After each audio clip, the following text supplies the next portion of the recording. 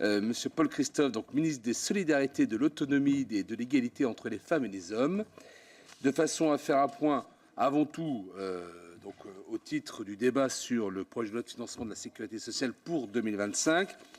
Mais j'imagine qu'on sera peut-être amené aussi à évoquer quelques points du PLF qui seront l'occasion notamment de faire un point d'actualité, étant le lien entre certaines thématiques, notamment autour, je pense, des personnes handicapées principalement. Voilà, donc Monsieur le Ministre,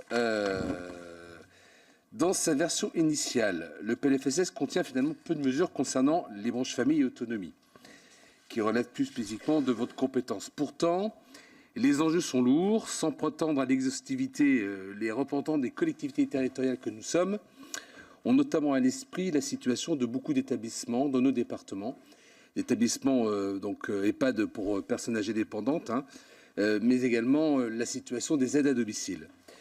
Les modalités de prise en charge des fauteuils roulants manuels électriques annoncés par le président de la République font partie aussi des points pour lesquels nous avons aussi beaucoup d'interrogations sur la capacité et les possibilités de mise en place de cette réforme. Monsieur le ministre, je vais vous laisser la parole pour un propos liminaire concernant à la fois le PLFSS et votre vision des évolutions et puis les quelques liens que vous pourriez faire avec le PLF. Puis ensuite, nous donnerons la parole à nos différents commissaires. Je commencerai bien entendu par Chantal Deseyne, notre rapporteur de la branche autonomie.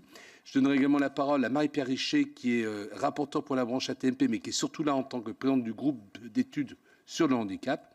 Et bien entendu, nous aurons notre rapporteur général et quelqu'un qui interviendra pour également la branche famille. Et nous lancerons ensuite le débat. Ça vous convient? C'est un menu assez classique, mais c'est un bon menu pour débuter cette audition. Voilà, Monsieur le ministre, je vous laisse la parole. Merci, Monsieur le Président, Madame la rapporteure générale, Mesdames et Messieurs les rapporteurs, Mesdames et Messieurs les sénateurs et sénatrices. Évidemment, dans le contexte budgétaire contraint qui est évoqué, nous savons que les plus vulnérables d'entre nous seraient les premiers à souffrir si nous n'arrivons pas à conforter dans la durée notre modèle de solidarité. Mon ministère, bien, prend toute sa part à l'effort collectif pour le préserver, puisque, comme mes collègues, j'ai travaillé pour vous faire une proposition tournée vers l'avenir. Un petit mot de méthode, tout d'abord, si vous me le permettez. Il nous faut renforcer l'efficience de nos moyens publics pour la branche famille et la nouvelle branche autonomie, dont j'ai eu l'honneur de participer à la création. Des améliorations sur les pratiques d'achat des établissements pour personnes âgées comme en situation de handicap sont ainsi recherchées. Des mises en commun des ressources sont aussi à prévoir au sein des nouveaux groupements territoriaux social et médico-social dont nous devons intensifier le déploiement. Je le dis ici pour mettre fin à des craintes infondées. Les petits établissements, les petits EHPAD ont toute leur place dans l'offre d'aujourd'hui et de demain, à condition de mettre en commun leurs ressources et de diversifier leurs activités pour répondre bien sûr aux besoins en évolution de leur territoire. Par ailleurs, nous devons lutter contre les pratiques de surmédicalisation qui n'améliorent ni la santé ni la qualité de vie de nos concitoyens. Enfin, ce PLFSS prévoit, comme vous le savez, de limiter les dépenses d'intérim qui grèvent les budgets des établissements médico-sociaux, comme ceux des établissements de santé d'ailleurs. Concernant les établissements d'accueil du jeune enfant, je n'ignore rien des révélations récentes s'apparentant à du détournement des moyens publics de leurs objectifs. L'article 18 de la loi pour le plein emploi nous offre de nouvelles possibilités de contrôle financier directement au siège des groupes que nous utiliserons plus fortement dans les mois à venir. Avec Agnès Canaillé, nous prendrons également d'ici la fin de l'année un décret d'application pour lutter contre des pratiques commerciales douteuses, par exemple les frais annexes facturés aux familles, en reprécisant très clairement le périmètre des dépenses publiques éligibles au complément du libre choix de mode de garde. En lien avec vous et les fédérations, j'aurai à cœur d'aller plus loin que ces premières évolutions, non pas pour faire des économies sur ces publics, mais pour faire toujours mieux avec les moyens de nos concitoyens. Puisque derrière l'efficience de la dépense publique, il y a la qualité d'accompagnement, mais aussi la lutte contre toute forme de maltraitance, et je serai intraitable à ce sujet. Au-delà de ces nécessaires efforts, j'en viens à présent à notre budget d'investissement dans l'avenir, je dis bien investissement, avec des moyens en hausse permettant d'accompagner toutes les familles, de la petite enfance au grand âge, en passant par la pleine participation des personnes en situation de handicap à notre société. Notre avenir sera en effet marqué par une transition démographique inédite, vous le savez, qui nous incombe d'accompagner dès maintenant. Nous aurons besoin de tous les talents et de toutes les énergies pour soutenir notre économie, notre vie associative et l'implication citoyenne sur lequel repose notre système de solidarité. Donc je commencerai donc par la politique familiale, décrite comme une priorité du gouvernement par le Premier ministre, et je sais qu'elle vous tient particulièrement à cœur, Madame la rapporteure générale. Les moyens et les objectifs du service public de la petite enfance sont donc confortés et sécurisés avec une hausse des prestations familiales extralégales, le fameux Fonds national d'action sociale, le FNAS, de près de 10% en 2025. Vous connaissez l'usage de ces dépenses supplémentaires, soutenir les familles en mettant fin aux tensions sur l'offre d'accueil et offrir une diversité de solutions adaptées au quotidien et aux besoins de tous. Concrètement, nous renouvellerons l'objectif de création de 35 000 places en établissement d'accueil du jeune enfant en finançant les investissements nécessaires à l'horizon 2027. Nous poursuivrons la revalorisation des professionnels qui sont essentiels à notre ambition pour la petite enfance. Dès cette année, donc, le bonus attractivité commence son déploiement pour permettre une augmentation de l'ordre de 150 € net en moyenne en début de carrière et avec une attention particulière à rapprocher les différentes conventions existantes pour faciliter la mobilité professionnelle. Ce service public de la petite enfance bénéficiera à partir du 1er janvier 2025 d'un nouvel élan bienvenu grâce aux compétences obligatoires conférées aux communes dans l'organisation de l'accueil du jeune enfant. Elles auront l'autorité nécessaire pour recenser l'ensemble des besoins et de l'offre actuellement disponible sur leur territoire avant de planifier le développement de nouveaux modes d'accueil. Avec cette vision d'ensemble, elles seront confortées dans le rôle d'information des familles. Et enfin, c'est peut-être le plus important, elles disposeront de nouveaux outils pour assurer la qualité de l'accueil du jeune enfant et sa sécurité au quotidien. Surtout, elles recevront un nouveau soutien financier de l'État de l'ordre de 86 millions d'euros que nous avons dégagé malgré la situation budgétaire pour atteindre ces objectifs. J'en profite pour rappeler l'attention particulière du gouvernement et d'un grand nombre d'entre vous, je le sais, aux familles monoparentales, dont la charge incombe plus souvent à des femmes, puisqu'à partir de 2025, et comme prévu, la branche famille financera à hauteur de 600 millions d'euros en année pleine une réforme du complément du libre choix du mode de garde, le CMG. Il pourra donc aller pour les familles monoparentales jusqu'aux 12 ans de l'enfant, contre 6 actuellement. Et l'accès facilité à mode de garde permettra donc aux parents qui élèvent seuls leurs enfants de concilier leurs différents temps de vie, de favoriser leur accès et leur maintien dans l'emploi. Vous savez que c'est le premier frein périphérique identifié, mais également de prendre des temps de répit bénéfiques à toute la famille. J'ajoute enfin que pour lutter contre la pauvreté des enfants, les prestations familiales seront naturellement revalorisées sur l'inflation, comme d'habitude, au 1er avril. Tout ceci nous amènera à une hausse de dépenses de près de 2 milliards d'euros sur la branche famille en 2025. Donc je sais que vous aurez des propositions complémentaires, par exemple sur le projet de congé de naissance, j'imagine, qui répond effectivement à un certain nombre d'enjeux de développement lors des 1000 premiers jours de l'enfant et d'égalité entre les femmes et les hommes. Avec Salim Assa et Agnès Canayer, nous continuerons à travailler sur ce sujet qui gagnera en pertinence si nous faisons un choix supplémentaire pour les familles qui ne retirent bien évidemment rien aux autres. L'ambition de fraternité évoquée par le Premier ministre s'appliquera également, bien sûr, et je sais que ça vous est très cher, Monsieur le Président, aux personnes en situation de handicap. Nous souhaitons conforter, avec Charlotte Parmentier-Lecoq, la dynamique impulsée par les Jeux paralympiques en faveur d'une société plus inclusive. Le PLFSS prévoit donc une accélération du déploiement des 50 000 nouvelles solutions d'accompagnement. Elle bénéficie, je le rappelle, d'un budget de l'ordre d'1,5 milliard d'euros au total à l'horizon 2030. Et alors que le rythme annuel prévu était de 200 millions d'euros par an, nous portons l'enveloppe à hauteur de 270 millions d'euros supplémentaires en 2025. Pourquoi ? Parce que les concertations menées sur le terrain avec les ARS, avec les départements, avec les associations avancent vite. Et puisque les personnes toutes jouaient le jeu, il nous appartenait de les conforter dans ce travail. Donc cette dynamique doit rendre possible dès 2025 donc le déploiement effectif de 15 000 solutions plus individualisées, plus adaptées aux besoins spécifiques des personnes et au plus près de leur lieu de vie. Nous aurons une attention particulière à l'école pour tous, à laquelle je crois, parce que votre collègue de classe en situation de handicap, c'est peut-être votre ami, votre collaborateur professionnel de demain, voire votre futur époux ou épouse. Il est important que la société inclusive que nous appelons de nos vœux démarre dès le début de la vie pour lutter contre tous les préjugés. Cette école inclusive a besoin de moyens d'accompagnement médico-sociaux pour se faire dans de bonnes conditions et c'est ce que mon ministère est en mesure de fournir. Nous avons déjà initié ce déploiement d'un soutien médico-social renforcé dans 4 départements en 2024. Nous avons les moyens d'aller plus loin en 2025 avant une généralisation. Pour le déploiement d'IME à l'école, le fonds de transformation de l'offre, donc de 250 millions d'euros qui avait été annoncé au comité interministériel du handicap, est confirmé donc dans le PLFSS. Nous mettons aussi tout en œuvre pour que les personnes concernées mènent la vie qu'elles souhaitent, avec les accompagnements dont elles ont besoin, exercent pleinement leur autonomie. Il en va de l'égalité des droits promise dans la loi de 2005, dont nous fêterons donc les 20 ans. Là encore, nous serons à votre écoute et je sais l'importance qu'accorde le président Boulier à la bonne prise en compte du handicap dans l'ensemble des politiques publiques. J'en viens donc à un sujet d'attention où les défis restent majeurs malgré les progrès déjà accomplis, celui du vieillissement de notre population. Nous partageons tous le constat d'une augmentation du nombre de personnes de plus de 85 ans susceptibles d'avoir un besoin d'un soutien à leur autonomie, particulièrement à l'horizon 2030. Il faut s'y préparer dès maintenant en s'assurant que l'offre globale EHPAD, services à domicile, solutions intermédiaires innovantes comme les colocations intergénérationnelles ou les résidences autonomie permettent à nos concitoyens de vivre bien et conformément à leurs besoins à tout âge. La situation financière des EHPAD, qui est difficile, ne peut plus durer dans l'intérêt des résidents comme des professionnels. Les 90% des EHPAD de demain sont déjà là aujourd'hui et nous avons besoin d'eux. Les difficultés financières sont structurelles, comme l'a démontré le rapport sénatorial porté par Mesdames de Seine, Nadi et Souiri. Et j'ai bien l'intention d'apporter avec vous des solutions pérennes. Les taux d'occupation n'ont jamais retrouvé leur niveau d'avant la crise sanitaire, preuve qu'une transformation des EHPAD et des services qu'ils proposent est nécessaire pour correspondre aux besoins et aux envies des personnes âgées. Au-delà du bien vieillir, il nous faut, à mon sens, des lieux de bien vivre, sans limiter dans les possibilités de diversification de l'activité. Notre pays regorge d'exemples d'étudiants logés en EHPAD, de crèches conjointes, de services publics adossés, parfois même d'accueil de lieux de convivialité pour tout un quartier. Des investissements immobiliers supplémentaires sont donc prévus dans le PLFSS, avec la consigne d'une consommation rapide en 2025, et le travail sur le modèle se poursuivra.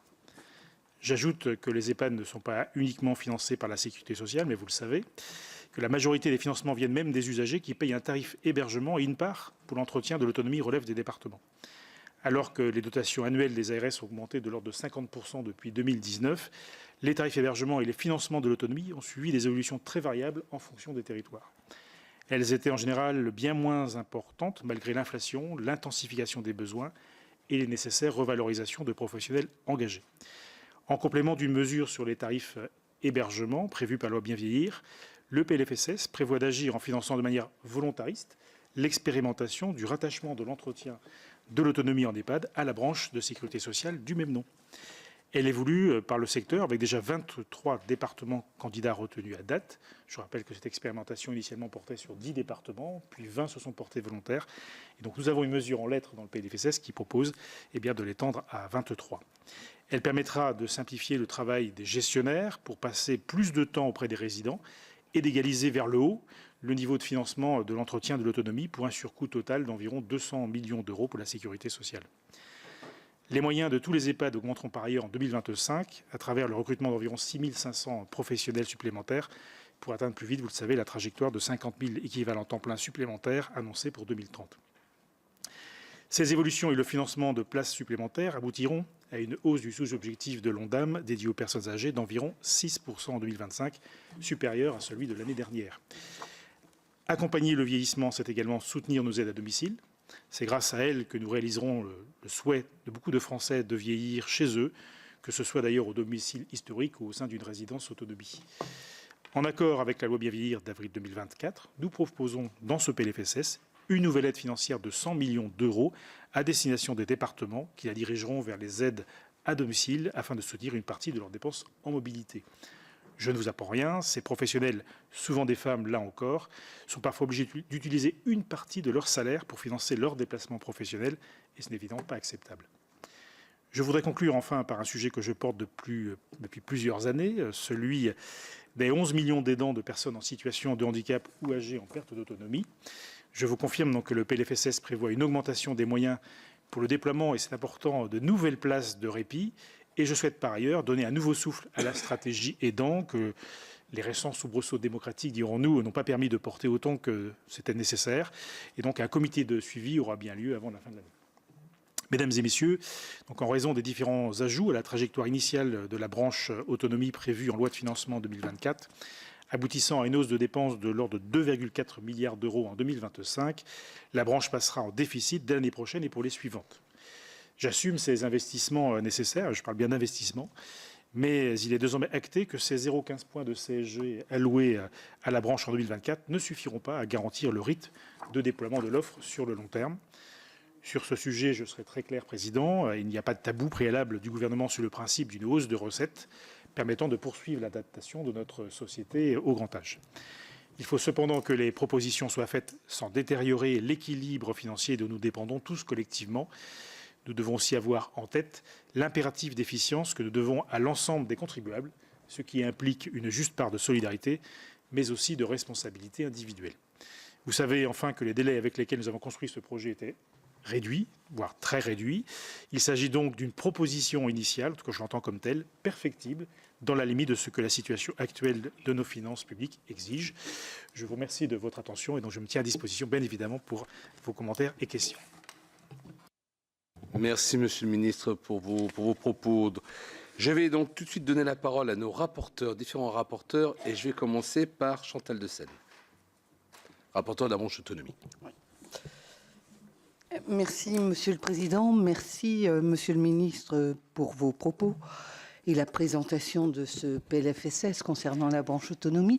J'ai 3 questions à vous poser. Une, je pense que vous y avez répondu en partie.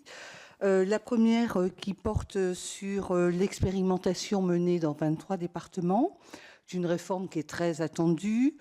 Est-ce qu'il est prévu dans le cadre de l'expérimentation que la tarification des établissements prenne mieux en compte le volet prévention ? La deuxième question porte sur la situation financière des EHPAD. Les EHPAD publics sont particulièrement inquiets, notamment concernant la hausse de 4 points de taux de cotisation à la CNRACL. Il n'y a pas de fonds d'urgence reconduit, en tout cas je ne l'ai pas vu. Quelle réponse apportez-vous à ces préoccupations ? Et puis ma dernière question, dans le dossier de presse du PLFSS, vous mentionnez le déploiement du fonds de transformation de l'offre dans le champ du handicap qui représente 250 millions d'euros sur la période 2024-2027. Pouvez-vous nous dire quel sera le montant de l'enveloppe pour l'année 2025 et éventuellement les autres mesures financées ? Merci beaucoup. Je vous laisse répondre à notre rapporteur. Oui, voilà, on voulait plusieurs. OK. On va faire les rapporteurs d'abord. Alors, allez, on continue. Est-ce que Marie-Pierre Richer peut intervenir ? Oui, merci Monsieur le Président. Donc, il est écrit rapporteur de la branche AT-MP, mais j'interviens en tant que présidente du groupe d'études handicap. Monsieur le ministre, dans le dossier de presse du PLFSS, il est également indiqué que la hausse de l'objectif global de dépenses doit notamment permettre le renforcement de l'offre de répit en accord avec la stratégie nationale 2023-2027, Agir pour les aidants. Vous l'avez plus ou moins évoqué tout à l'heure. Pouvez-vous détailler les mesures qui seront financées à ce titre en 2025 ? Ensuite, comme vous le savez, les acteurs du handicap sont dans l'attente de la réforme sur le remboursement intégral des fauteuils roulants, comme l'a rappelé le président de la Commission des affaires sociales. Et comme vous n'avez pas répondu tout à l'heure à la question, je voulais que vous nous confirmiez si les engagements seront tenus et quels étaient, si ce n'est pas le cas, les points bloquants. Enfin, cela fait maintenant 10 ans que la réforme tarifaire des établissements et services pour personnes handicapées, dite Séraphin, est à l'étude.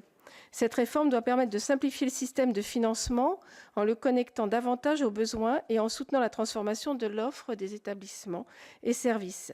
Pouvez-vous nous préciser quelles sont finalement les orientations retenues pour cette réforme et nous confirmer son déploiement en 2025 ?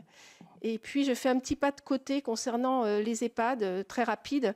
Le président du conseil départemental du Cher, Jacques Fleury, a fait voter une motion à l'Assemblée départementale concernant la difficulté de tout ce qui est l'accompagnement des personnes âgées dans les territoires ruraux, que ce soit les EHPAD, les services à domicile. Il y a une pétition qui circule pour le 8 novembre, un colloque dédié à ce sujet. Et la question est, il y a urgence pour la loi grand âge et autonomie que nous attendons tous. Donc, je voulais savoir si vous travaillez sur cette loi grand âge. Merci. Merci beaucoup. Pour la branche famille, c'est Anne-Sophie Romani. Alors, Anne-Sophie, vous remplacez notre rapporteur Olivier Henno. Oui, c'est pour Olivier Henno, effectivement. Merci beaucoup, Monsieur le Président. Merci, Monsieur le Ministre. Le PLFSS pour 2025 ne comporte aucune mesure nouvelle concernant la branche famille.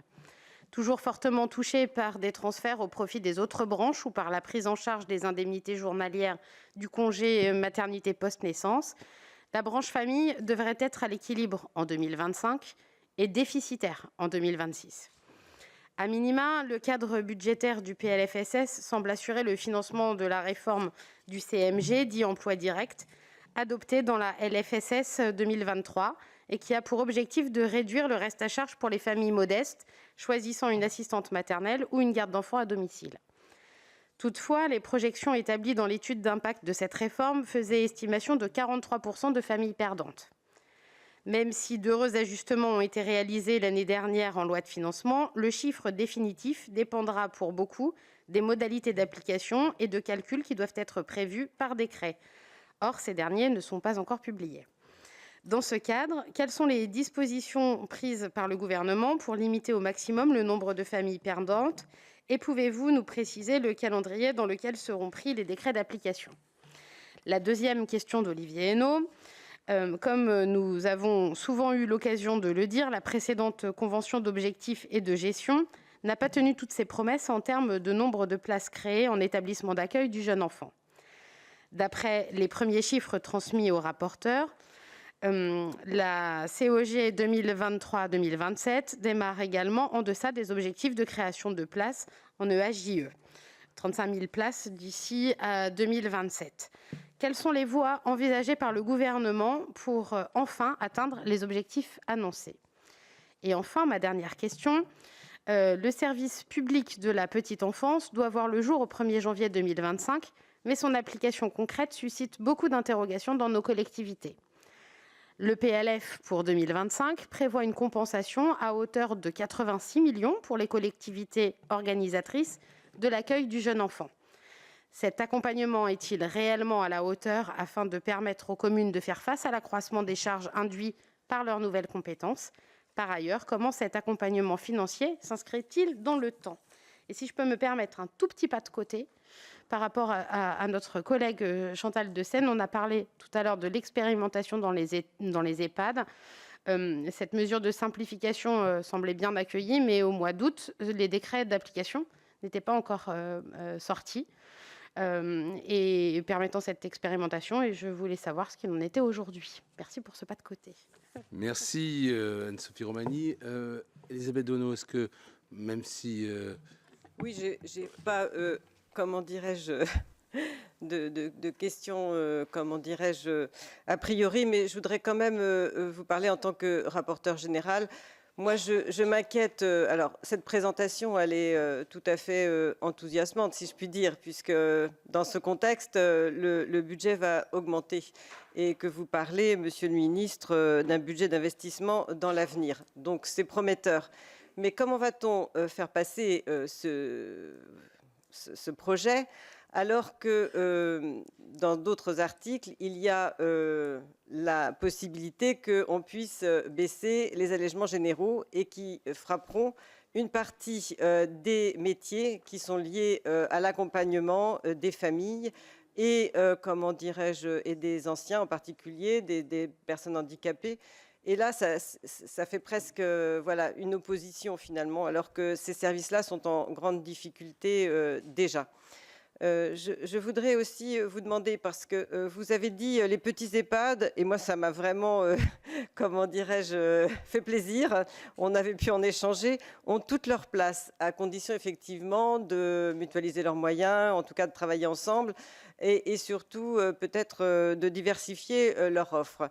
Je suis totalement en accord avec ça et je suis très heureuse qu'on quitte l'idée d'un EHPAD obligatoirement de 100 places, comme c'était le cas il y a quelques années, et qui mettait en danger nos EHPAD dans nos territoires ruraux en particulier, et qui était totalement contraire à l'idée qu'on peut se faire presque d'une maison de famille, en tout cas sur le plan de l'humanisme et de l'accueil. C'est encore aujourd'hui, heureusement, le cas dans certains de nos EHPAD, eh bien, ça pouvait en tout cas être compromis. Aujourd'hui, ça ne l'est plus et je vous en remercie infiniment. Mais est-ce qu'il y aura la place dans ces projets d'avenir à des innovations ? Moi, j'ai eu l'occasion de rencontrer des promoteurs d'un dispositif qui pourrait s'appeler les maisons de fin de vie, qui seraient en fait des EHPAD, en tout cas qui seraient aménagés pour accueillir les familles et les anciens qui sont dans cette situation-là. Et je trouve que l'idée est assez intéressante parce que, en tout cas, telle qu'elle est présentée, elle est là encore une réponse à la difficulté des familles dans ces situations particulières. Parce qu'on voit aujourd'hui que nos anciens finissent à l'hôpital et qu'il y a une telle déshumanisation finalement de leur accompagnement qu'il est nécessaire de réfléchir à autre chose, et surtout après avoir vécu la crise de la Covid. Donc, est-ce qu'il y aura la place pour ce type d'innovation ? Ensuite, une question très simple aussi, c'est l'application du Ségur. Nous sommes tous, les uns et les autres, très sensibles au fait que certains métiers d'accompagnement et tout ce qui est métier des EHPAD et des structures du médico-social étaient pas assez rémunérés. Et donc, le Ségur a apporté des réponses. Alors, parfois tardivement pour certains, et je pense notamment à la protection de l'enfance. Et il se trouve que certains départements n'appliquent pas encore, en tout cas, ce Ségur au niveau des conventions qu'ils ont avec certains établissements qui accueillent les enfants collectivement. Et il y a aussi le problème du Ségur appliqué dans des associations telles que les CIDFF.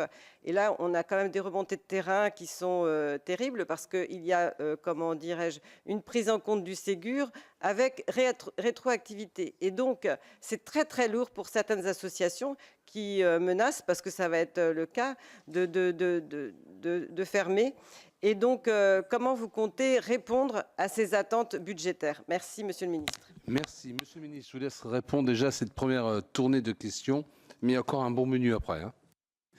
Oui, c'était des belles questions pertinentes. Et en quelques pas de côté, je vais essayer de rentrer dans la danse, en tout cas.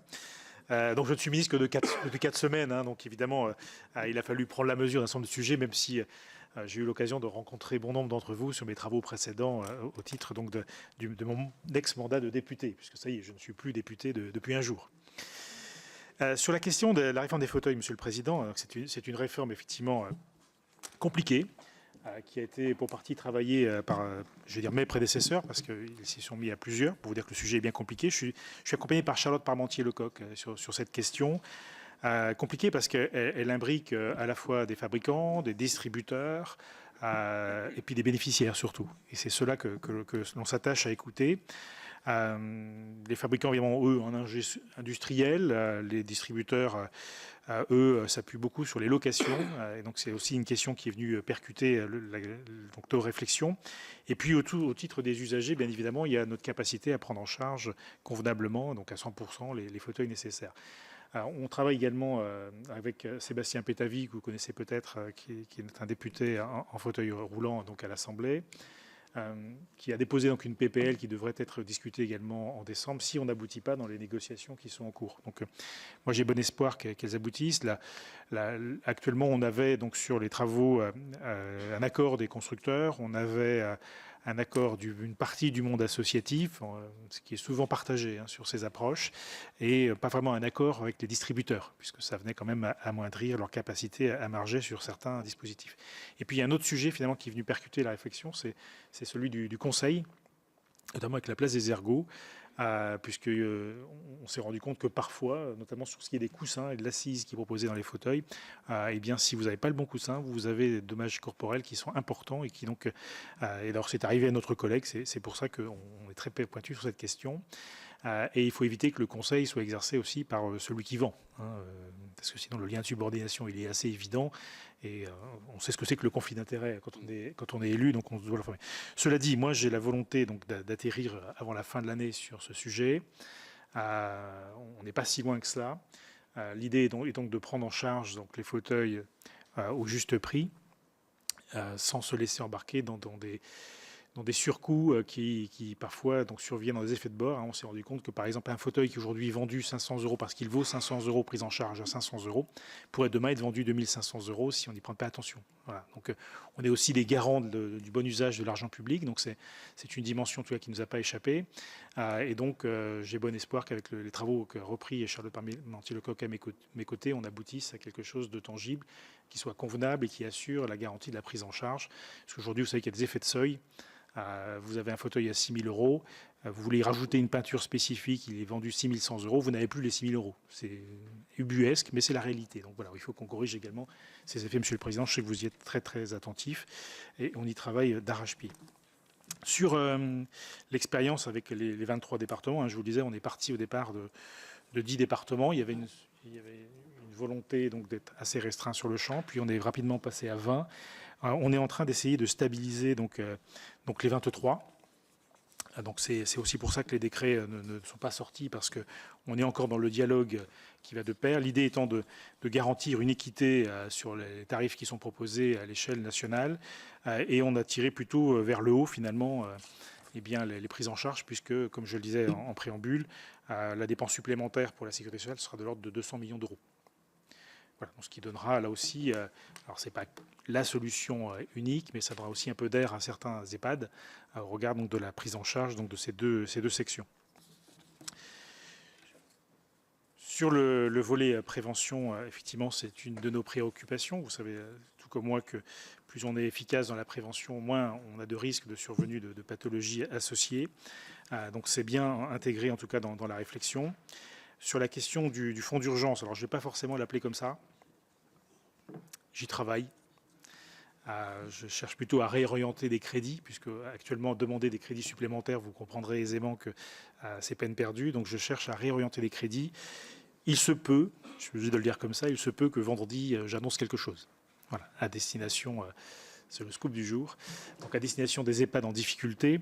Je vais peut-être faire un petit focus à ce moment-là sur les EHPAD, même si ça rejoint beaucoup de préoccupations. Je voudrais qu'on passe dans les EHPAD, je le dis à bon escient, de bien vieillir à bien vivre aussi. C'est-à-dire comment on donne sa place à l'établissement. Alors je ne sais pas si on l'appellera toujours EHPAD au bout du bout, mais dans la société, dans la vie ou dans le village, autant que ce sera possible. En somme, c'est repartir des besoins de territoire et comment faire que l'EHPAD soit le lieu support de l'expression de ces besoins. Donc ça peut être une solution de répit, ça peut être un service d'aide à domicile, ça peut être un SIAD, ça peut être de l'hébergement spécialisé pour personnes âgées handicapées vieillissantes, ça peut être une crèche. On a un exemple, Madame la sénatrice Lermite le sait, d'un EHPAD qui va abriter une crèche demain. C'est comment voilà, je me sers finalement de l'établissement pour faire un établissement pivot qui réponde aux besoins identifiés sur un territoire. Ce qui nous permettra, vous le comprenez aussi, de mixer des crédits et d'être plus en approche. Et ce qui nous permettra aussi peut-être de sortir de la jauge. Aujourd'hui, il y a une jauge de rentabilité. Qu'est-ce que ça veut dire? Je tiens à nos petits EHPAD, je le redis.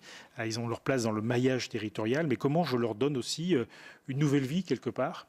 Et c'est un rebond que je me permets de faire également. Je fais aussi des pas de côté, finalement, vous m'excuserez, mais sur l'attractivité des métiers.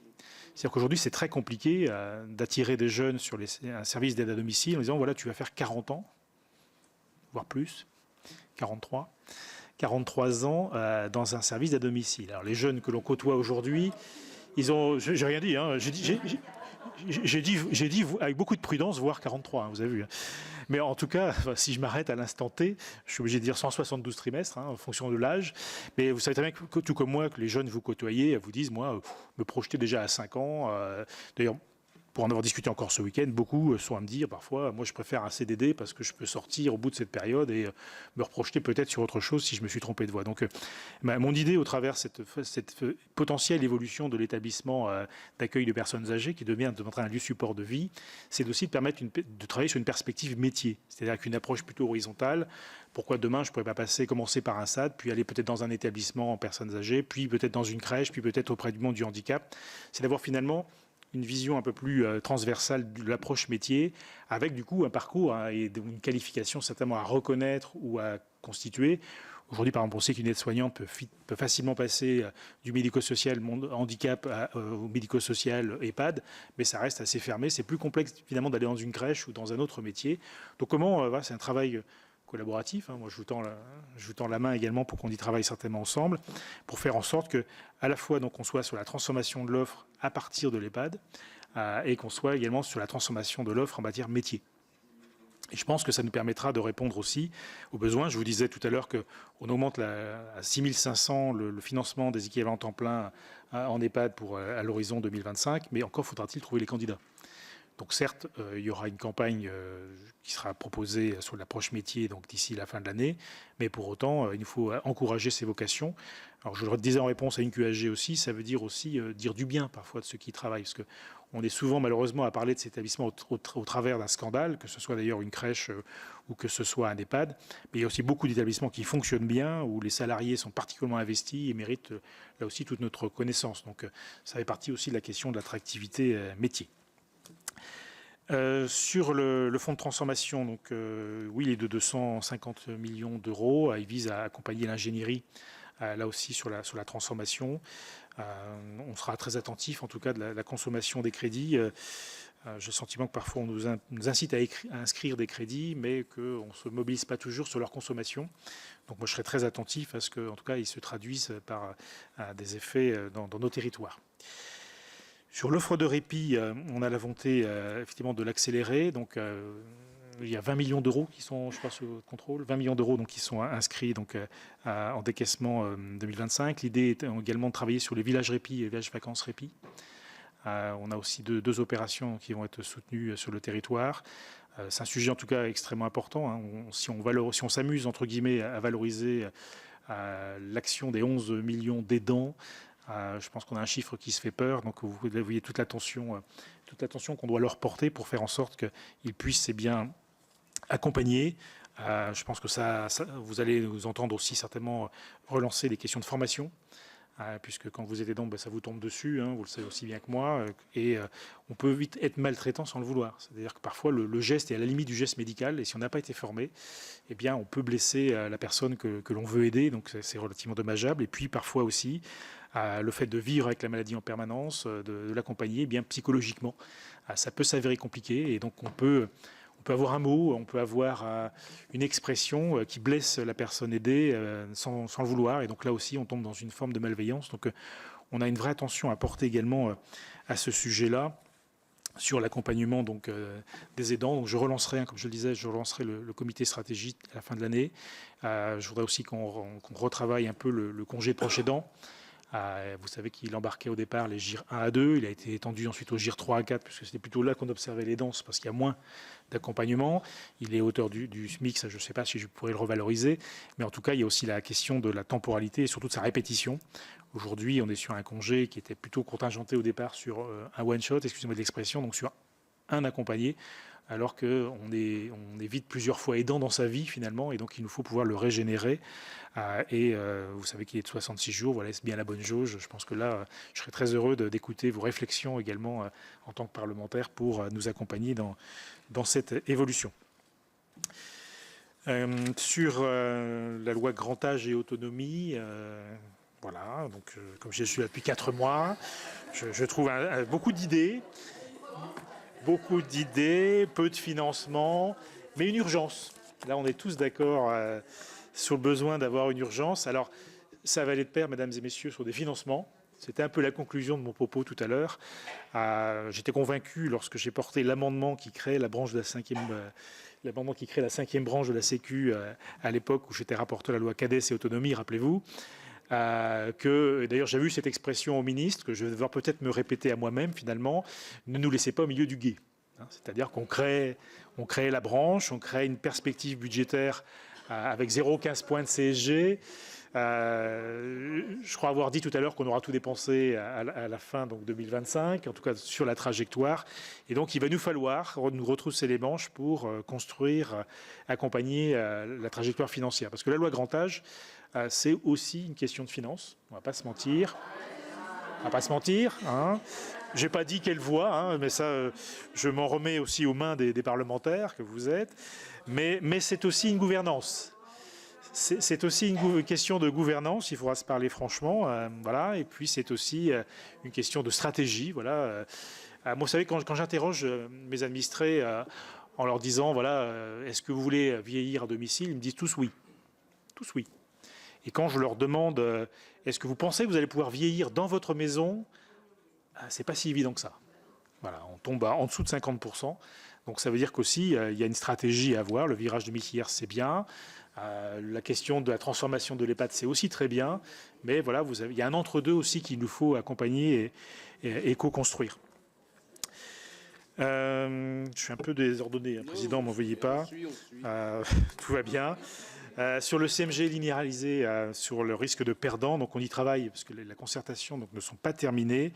Dans l'absolu, les décrets donc, sont prévus pour un atterrissage avant l'été 2025, puisque la réforme doit quand même être mise en œuvre pour septembre 2025. C'était une réforme que j'avais portée à l'époque en me disant que ce sera dans 18 mois, ça m'avait paru extrêmement long. Finalement, ça passe très vite. Et oui, on n'est même pas encore tout à fait calé sur l'écriture des décrets en eux-mêmes. Sur les créations de places de crèche, la trajectoire n'a pas été bonne en 2023. On ne va pas se mentir, de toute façon, vous pouvez facilement le vérifier. Alors, on a prévu 86 millions d'euros. À minima, on essaie de voir si on peut faire des bougies aussi, mais 86 millions d'euros pour accompagner donc les mesures nouvelles et surtout la mise en œuvre du service public de la petite enfance. Moi, j'y crois beaucoup parce que ça donne la main aux communes, voire aux intercos si elles en ont pris la compétence. On va l'accompagner, donc en cette fin d'année, on va faire un référentiel national qui permettra là aussi d'avoir une grille de lecture précise des attendus, parce que vous voyez arriver, il s'agit effectivement d'accompagner le besoin à partir de l'approche des territoires, mais aussi d'en contrôler la qualité. Je pense que l'un ne va pas sans l'autre.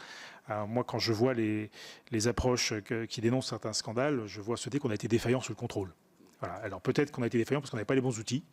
En tout cas, il y a un double enjeu. Il y a d'avoir une grille de lecture qui permet d'être plus pertinent dans le contrôle, d'ajuster quand même la lecture sur des prix de berceau.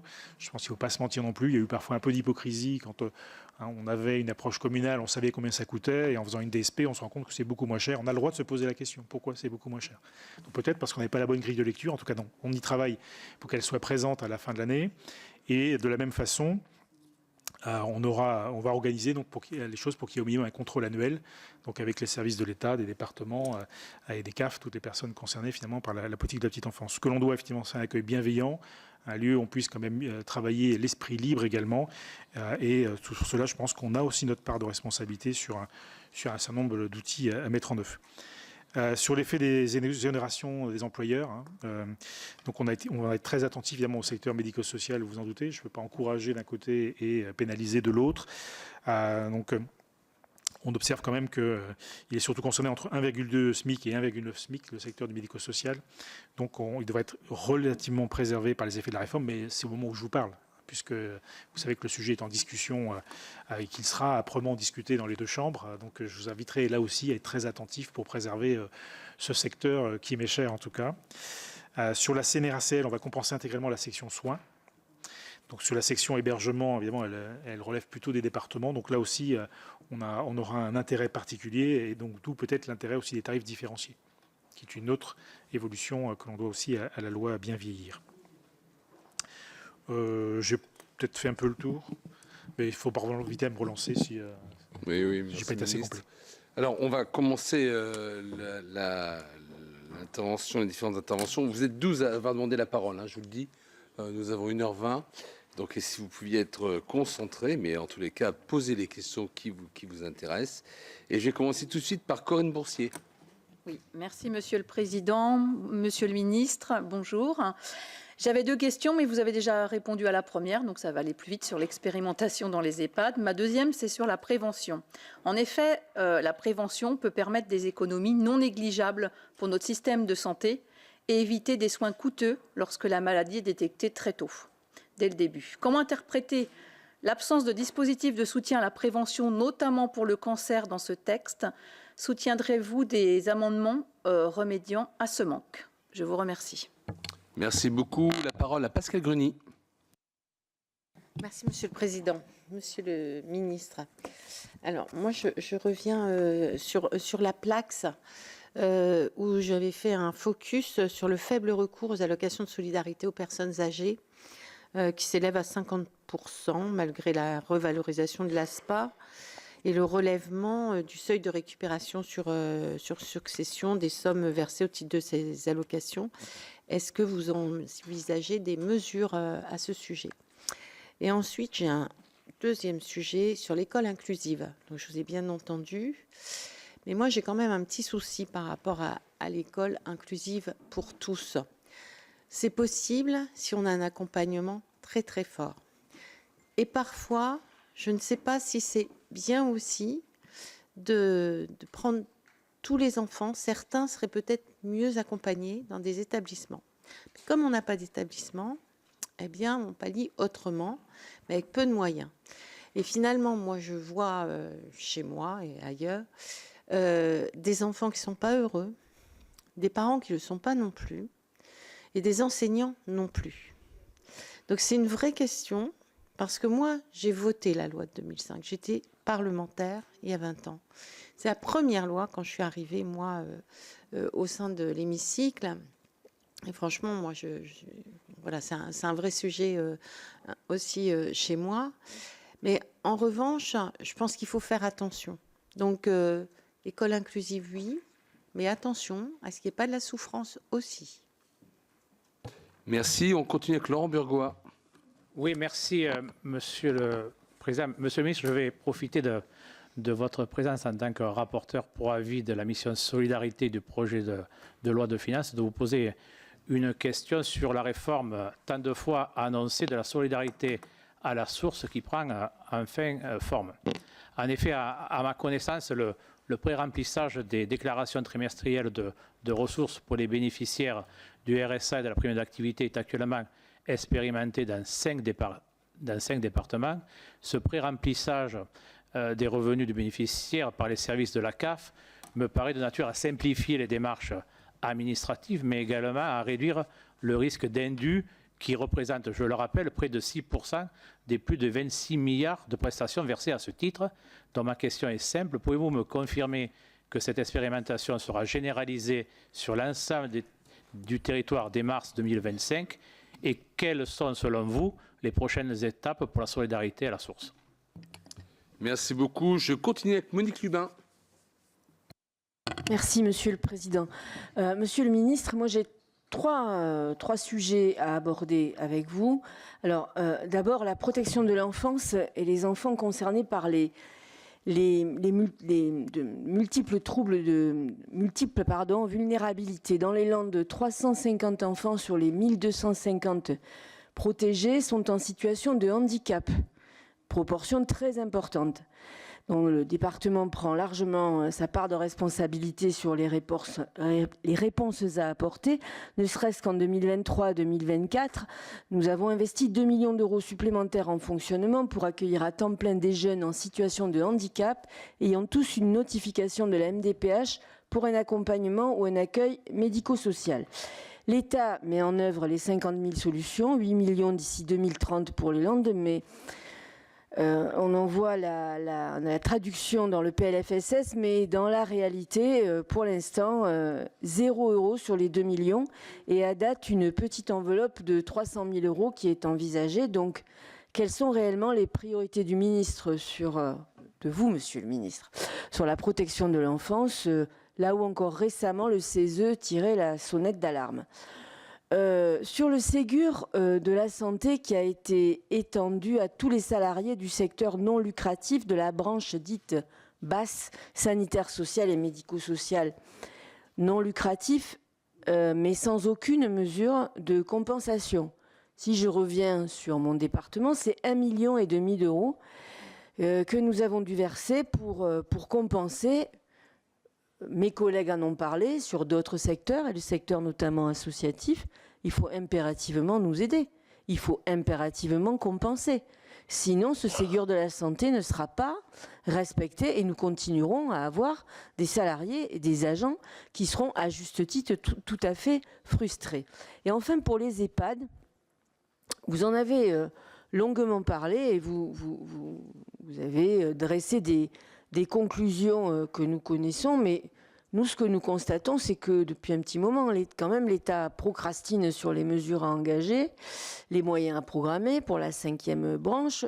Je vais citer encore, veuillez me pardonner, mon département, où nous avons mis 8 millions d'euros d'aide financière en 2024, 8 millions d'euros en 2023 pour soutenir les EHPAD, parce que vous avez parlé d'un certain nombre de choses, mais les EHPAD, il faut juste les soutenir pour payer les factures de chauffage, une bonne qualité de nourriture et ainsi de suite.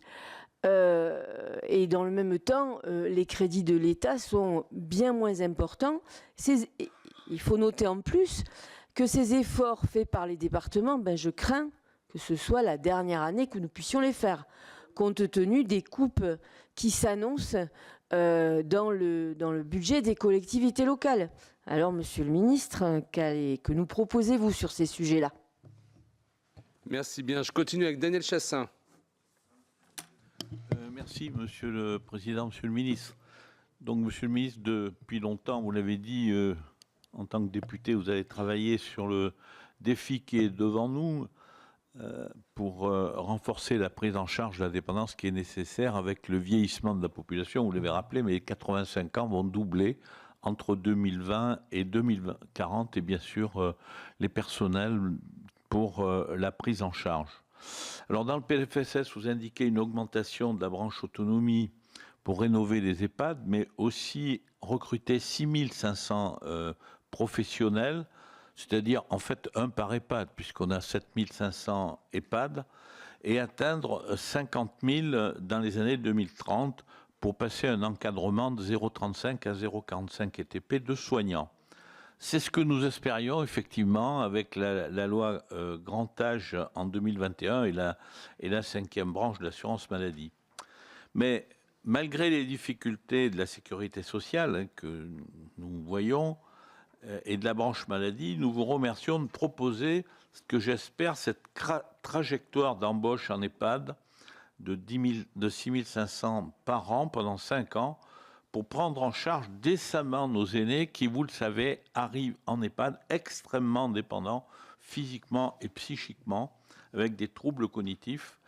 Et bien sûr, s'ils souhaitent rester le plus longtemps à domicile, il faut aussi avoir des places de SIAD. Mais Monsieur le Ministre, est-ce que, je souhaite que vous restiez bien sûr longtemps ministre, est-ce que dans les années qui viennent, vous avez la volonté de proposer une trajectoire pour augmenter effectivement cet encadrement des soignants en EHPAD pour passer de 0,35 à 0,45 équivalent temps plein, parce que c'est absolument indispensable vu la dépendance des personnes. Alors, le Ségur de la santé a apporté un plus au personnel, ça c'est vrai, mais le personnel n'est pas suffisant et c'est pour cela qu'il y a une réticence pour que des personnes se lancent dans le travail d'aide-soignant parce qu'on n'a pas assez de bras pour prendre en charge. Et dernière question, est-ce que aussi dans les 50 000, vous allez proposer peut-être 10 000 pour des SIAD parce que dans le maintien à domicile, il faut aussi accompagner. Merci beaucoup, Daniel Chassaing. Et pour cette première tournée, je donne la parole à Corinne Ferré. Merci, Monsieur le Président. Monsieur le Ministre, je vais porter mes propos et mes questions sur le grand âge et l'aspect de l'autonomie. Et sans vouloir vous manquer de respect, Monsieur le Ministre, je rappellerai seulement que, certes, vous avez été nommé ministre il y a un petit mois à peine, mais enfin, avant, vous avez été président de la Commission des affaires sociales à l'Assemblée, peu de temps, mais vous êtes député depuis 2017. Et donc, il faut du temps pour s'approprier les dossiers, je n'en doute pas. Et je ne doute pas de votre volonté, mais vous ne les découvrez pas. Vous ne les découvrez pas, tout comme nous ne les découvrons pas en étant au Sénat depuis quelque temps et en ayant eu l'occasion d'auditionner plusieurs de vos prédécesseurs et l'occasion de débattre aussi sur des PLFSS chaque année, voire des propositions ou des projets de loi. Alors, aujourd'hui, nous parlons PLFSS pour l'année 2025. Je souhaite parler sur la question du grand âge. Vous l'avez rappelé, le vieillissement de la population est inéluctable et j'ose le dire, nous sommes face à un défi majeur de la société de pouvoir accueillir, intégrer, prendre en charge nos aînés dans les meilleures conditions. Et nous serons parmi ceux-là dans peu de temps, dans quelques années. Alors, quels moyens pour... dans quelques années, plus ou moins... Voilà. Alors, quels moyens pour répondre à cet enjeu majeur du vieillissement de la population? Ce PLFSS indique une évolution de l'ONDAM notamment, des créations d'emplois également, mais tout cela est bien insuffisant. Vous avez rappelé, à juste titre, que les EHPAD sont en très grande difficulté. 80% des EHPAD sont en déficit. Et ce ne sont pas l'aide ponctuelle du gouvernement, 100 millions d'euros, qui a permis de les remettre à flot, pour être un peu familière. parce que les difficultés sont toujours là. Et bon nombre de ces établissements sont en difficulté tellement importante que leur avenir est tout à fait incertain. Quels moyens, quand vous parlez de création de postes, mon collègue Chassaing a rappelé que sur ce PLFSS, on est à 6500 postes, mais excusez-moi, c'est là aussi totalement insuffisant. Dans un premier temps, c'était 50 000 postes à horizon 2027, et puis le gouvernement, vos prédécesseurs, ont dit non, finalement, il va falloir qu'on nous donne un peu plus de temps, et il va falloir attendre 2030. Nous sommes en 2024, on parle d'un PLFSS de 2025. Vous voyez bien la marge comme elle est très haute pour atteindre cet objectif des 50 000 postes. Et comme tu l'as rappelé, si on ramène au nombre d'EHPAD, eh bien pour cette année à venir, on est là aussi sur un chiffre nettement insuffisant. Alors, on parle de financement et vous avez évoqué non seulement la création de la 5e branche, qui certes en 2021, au moment du PLFSS, nous avait donné beaucoup d'espoir, parce qu'on se dit cette 5e branche, elle est nécessaire, elle est indispensable pour trouver les moyens, mais c'est une coquille vide. PLFSS après PLFSS, quelques milliers d'euros, centaines de milliers d'euros, je le concède, sont accordés à la branche, mais pas à la 5e branche, à la branche autonomie. Et cette 5e branche, encore une fois, pour nous, nous considérons que c'est une coquille vide. Alors, nous avons voté, il y a quelques mois maintenant, une proposition de loi du bien vieillir, parce que la loi grand âge que l'on attend, ma collègue disait, Sera, ne vois-tu rien venir? Non, nous ne voyons rien venir. On l'attend depuis 6 ans. Et chaque année, vos prédécesseurs nous disent « Eh bien oui, on verra l'année prochaine parce qu'il faut des moyens. Eh bien oui, on en reparlera la prochaine fois parce qu'il faut des moyens. » Aujourd'hui, 2024-2025, en tout cas l'année se termine dans quelques semaines, toujours pas de loi grand âge. Malgré des engagements pris, encore une fois, par vos prédécesseurs. Et dans le cadre de cette PPL du bien vieillir, un article stipulait précisément qu'il y aurait une loi de programmation pluriannuelle pour donner les moyens tant nécessaires que j'évoquais tout à l'heure. Alors d'un côté, on nous dit, dans le cadre du PLFSS, c'est le budget, projet de loi de financement de la sécurité sociale. Les moyens ne sont pas là. Dans le cadre d'une proposition de loi du bien vieillir, on nous a dit, à un moment, votre prédécesseur et Madame Vautrin, qui à l'époque était ministre de la Santé notamment, a dit non, dans cette loi, c'est pas possible de mettre une loi de programmation pluriannuelle, même si la première ministre en décembre, à l'époque, Madame Borne, avait dit je prends l'engagement, c'est écrit noir sur blanc dans cette proposition de loi, il y aura une loi de programmation de finances avant le 31 décembre 2024. Évidemment que plus personne n'y croit maintenant. Alors, si vous voulez, eh bien aujourd'hui, permettez-moi et permettez-nous d'être extrêmement interrogatifs sur les intentions que le gouvernement prétend vouloir donner, indiquant qu'il prend en considération effectivement cet enjeu majeur du vieillissement de la population, ce défi, comme je l'ai dit, qui est devant nous. Permettez-moi d'en douter, parce que nous ne voyons donc toujours rien venir, que ce PLFSS est malheureusement insuffisant. J'ai conscience et ne pensez pas que nous sommes irresponsables de ce côté-ci de la salle quant à la situation financière budgétaire du pays. Enfin, c'est pas faute de vous avoir alerté, vous et vos prédécesseurs et vous et vos collègues d'aujourd'hui ou d'hier, d'avoir alerté sur une situation qui est gravissime et dramatique. Mais enfin, toutes les personnes qui ont plus de 80 ans aujourd'hui ou demain vont se trouver en grande difficulté, elles. Et notre responsabilité de parlementaires est bien de relayer leurs inquiétudes, autant les personnes âgées que les personnels qui soient à domicile ou en établissement, qui ont pour mission de leur apporter le mieux vivre possible. Monsieur le ministre, je vous laisse répondre à cette série de questions et après on continue. Ce ne sont pas toujours des questions. Sur la prévention, effectivement, c'est plus un sujet qui relève de ma collègue au niveau de la maladie, mais pour autant, on était avant-hier encore en discussion ensemble, puisqu'on sera tous d'accord pour valider le fait que plus on sera proactif dans la prévention, moins on s'autorisera de pathologies lourdes dans les années à venir. Donc, il y a aujourd'hui des programmes proactifs sur certains âges, vous savez, le 20-25 ans, 40-45 ans, etc. Ce sont des prises en charge gratuites qui sont très peu utilisées. Ça, je pense qu'on a ce besoin de renforcer la communication à destination des potentiels bénéficiaires. C'est déjà un premier pas. Et puis ensuite, effectivement, renforcer la prévention à tout âge et plus on avance dans l'âge. Donc, ce qui nous évitera des pathologies lourdes. Et on sait tous que plus le diagnostic est précoce, plus la guérison est envisageable d'une part et moins les séquelles sont lourdes. Donc, c'est un sujet sur lequel, en tout cas, moi, je suis très attentif en transversal. On est au même ministère, même couloir et on discute régulièrement de cela. Je sais que c'est une volonté que porte Madame Dariussec également. Sur l'école inclusive pour tous, oui, prudence. Je pense qu'il faut se donner les moyens. Moi, j'observe par exemple que sur les formations, l'éducation nationale a son référentiel formation pour l'enseignant et pour les AESH, on a un autre référentiel formation. Ce serait peut-être intéressant que ce soit le même puisqu'on intervient en même temps auprès souvent des mêmes élèves. De la même façon, il y a des cas qui relèvent plutôt du médico-social.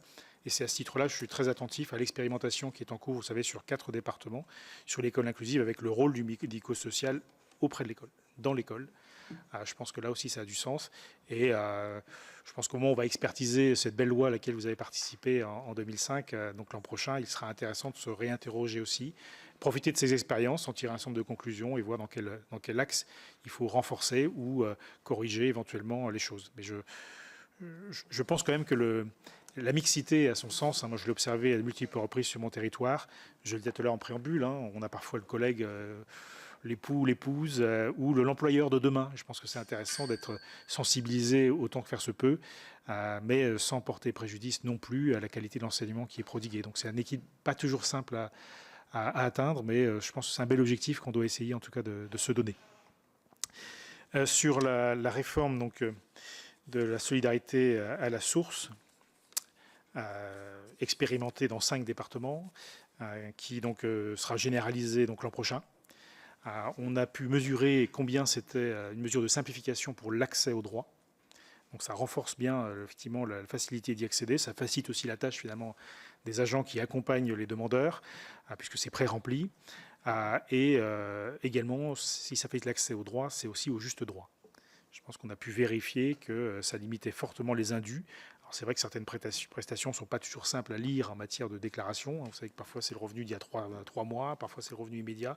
Il y avait quand même un maquis organisationnel qui ne permettait pas de certifier cette question par rapport aux indus qui était excessivement compliqué à récupérer et qui en plus est un motif, vous le savez, de non-certification de la branche. Donc, ce qui est quand même un sujet, donc il nous appartenait bien évidemment de profiter de ces expérimentations pour s'en assurer. C'est le cas. Donc, je vous confirme que la généralisation donc, interviendra effectivement à l'horizon 2025 sur l'ensemble du territoire. Sur les multiples vulnérabilités, c'est un vrai sujet également sur lequel nous avons la volonté de porter notre attention. Donc, 50 millions d'euros sont prévus dans les 50 000 solutions spécifiquement sur ce sujet. On a des enfants déjà victimes de la société au titre de la parentalité. Je pense qu'on se leur doit d'avoir un meilleur accompagnement. Je pense que sur la politique d'aide sociale à l'enfance, on a aussi de gros progrès à faire sur l'accompagnement vers un avenir, en intervenant plutôt auprès des enfants pour les aider à se déterminer soit sur leur parcours scolaire, soit sur un éventuel parcours professionnel. Quand j'ai un accompagnement, c'est quand même dans la durée. Ce n'est pas à 16 ans, vous devez savoir ce que vous voulez. Je crois que pour nos propres enfants, ça n'a pas toujours été évident. Donc, vous imaginez bien que pour des enfants qui sont encore plus fragilisés par la vie, qu'on se le doit de donner encore plus d'accompagnement. Je regarderai plus particulièrement sur votre département. J'avoue que je n'ai pas les chiffres exacts à vous opposer, donc la prudence me conduit à regarder plus précisément ce qu'il en est. Sur le Ségur, alors, nous avons compensé les parties soins. Je le rappelle quand même. On nous dit que l'État n'a pas été au rendez-vous, mais quand même, je rappellerai que sur les EHPAD, c'est depuis 2019, plus 50% de financement État sur la partie soins. Je rappelle qu'il n'y a pas que la partie soins dans le financement des EHPAD. Ça doit aussi nous interroger. Je ne porte pas de jugement, mais en soi, je le vois aussi au regard de l'expérimentation Il y avait une petite réticence, on va se l'avouer. Au départ, c'est aussi pour ça qu'on avait limité à 10 départements. Puis c'est passé à 20, puis aujourd'hui 23, et puis aujourd'hui ça toque encore à la porte. Donc il faut bien qu'on s'arrête à un moment donné. Je vous le dis puisque l'expérimentation est prévue pour durer 4 ans. C'est vrai qu'il faudra attendre 4 ans normalement avant de généraliser. Je serais très sensible à l'initiative parlementaire sur la capacité à réduire cette durée au regard des attentes des départements qui aujourd'hui se montrent volontaires. C'est un élément de réponse. Sur la situation financière des EHPAD, on doit pouvoir s'interroger quand même quand tous les ans, on est à devoir porter une mesure exceptionnelle au même endroit. Je pense que le modèle économique doit être repensé. Ce que je vous disais tout à l'heure par rapport à la diversification de l'offre, c'est une option peut-être pour assurer d'autres équilibres financiers. Et puis ce sont aussi des mesures de mutualisation sur certains supports d'ingénierie, peut-être qu'il faut regarder de près. Moi je suis très ouvert à la question, mais je me dois de m'interroger. Je suis aussi responsable du bon usage de l'argent public et donc je dois m'assurer aussi, dans une certaine forme, que je ne mets pas en danger un établissement ou que je ne lui facilite pas la tâche par rapport aux politiques qui sont proposées. Donc comment, au plus près, on va être aux côtés de ces établissements pour faire en sorte qu'ils se sortent de cette spirale qui est évidemment très négative si on se penche sur l'aspect financier, mais aussi sur la question humaine. Je pense que pour les gestionnaires, pour les personnels, se poser sans arrêt la question de savoir où est-ce qu'on fait une petite économie, ça doit aussi être quelque chose de traumatisant, entre guillemets. Alors sur la question des recrutements, c'était 6 000 équivalents temps plein financés l'année dernière, c'est 6 500 cette année. Je pense qu'il faut qu'on essaye bien évidemment de monter en puissance, mais c'est pas, je le redis avec beaucoup d'humilité, c'est pas parce que j'inscris les crédits que j'ai forcément les candidats. Donc il appartient à tous et toutes de faire en sorte que on redonne un peu ces titres de noblesse à ce beau métier, ces beaux métiers, et puis qu'on suscite des vocations. Alors il y aura une campagne de communication qui sera proposée en fin d'année, mais ce n'est pas suffisant. Je pense qu'il va falloir qu'on soit proactif dans les territoires pour faire en sorte que ces métiers soient pourvus. Et c'est aussi pour ça que je pense que la diversification de l'offre au niveau des EHPAD doit nous permettre aussi de rendre plus perceptible l'intérêt de ces métiers et les évolutions proposées. Et puis vous le savez, je suis très sensible effectivement à la question des aidants, du répit. Je pense que là aussi, ces établissements peuvent évoluer pour proposer des situations attractives et de proximité surtout. D'où l'intérêt d'avoir un maillage également et de pouvoir s'appuyer sur des petits établissements. Alors sur le grand âge, moi je veux bien tout entendre, mais madame, ce n'est pas qu'une question de finances. C'est aussi une question de gouvernance et d'organisation. Et donc je vais lancer le plus vite possible une conférence nationale sur le sujet. Je pense que la question du handicap, moi, je la trouve très réussie. CNH, CIH. Je pense que, il y a une question interministérielle qui est évidente.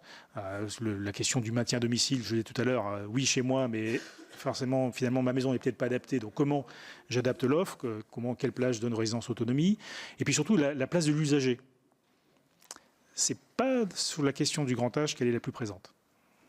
Contrairement à l'écosystème du handicap, où on peut voir effectivement que l'usager, la personne en situation, est associée à un certain nombre de décisions, notamment dans nos politiques.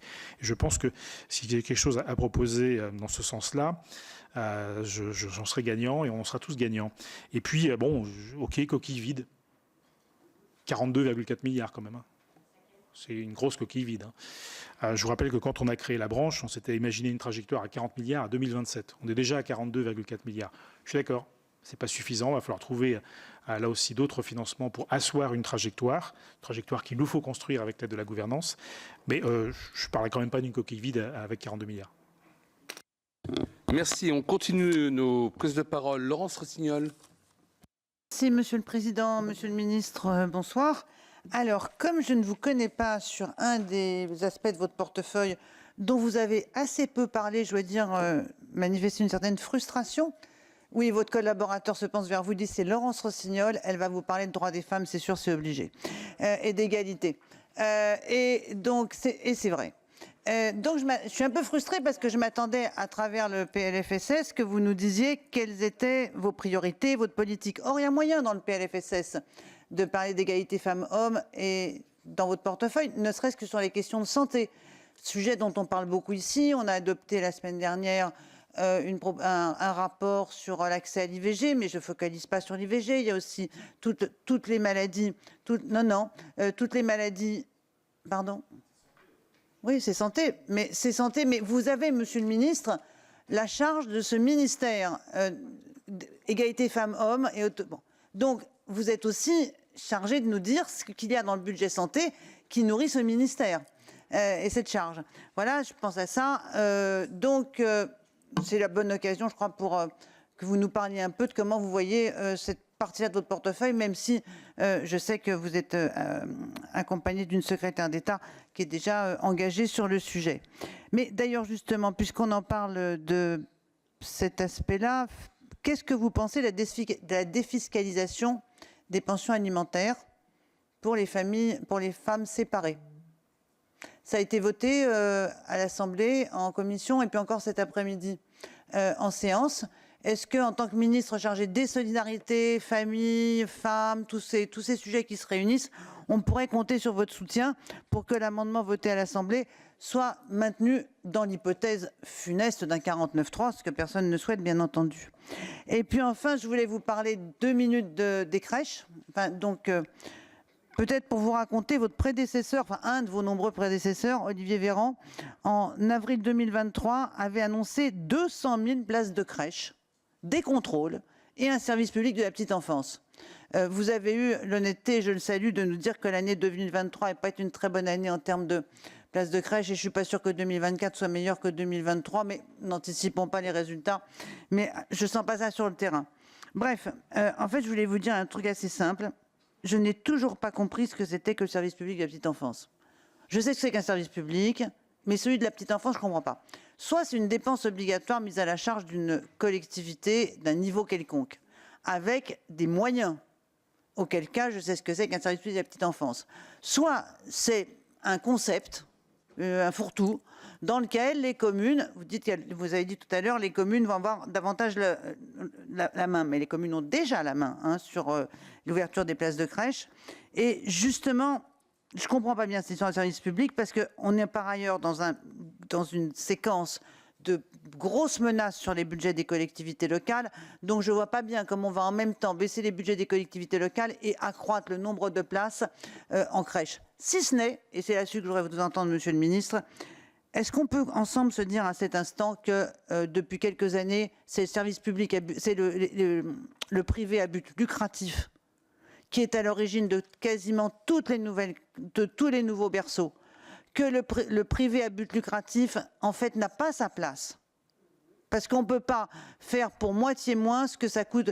Voilà, une commune, elle a un prix du berceau. Quand vous avez une DSP avec quelqu'un qui vous le propose à moitié moins, c'est forcément, ça ne va pas être bien pour les enfants. Forcément, les personnels seront moins bien payés. Forcément, il y aura moins de personnel. Est-ce qu'on peut se dire que pour l'avenir, le service public de la petite enfance, il vise à tourner le dos à la place prépondérante qu'a pris le service public à but lucratif dans l'accueil des jeunes enfants? Je vous remercie, Monsieur le Ministre. Bien. Alors, je vais donner la parole à Corinne Imbert. Merci, Monsieur le Président. Monsieur le Ministre, trois sujets que je voulais aborder avec vous. D'abord, saluer, vous dire que j'apprécie votre position sur ce vous avez appelé les petits EHPAD.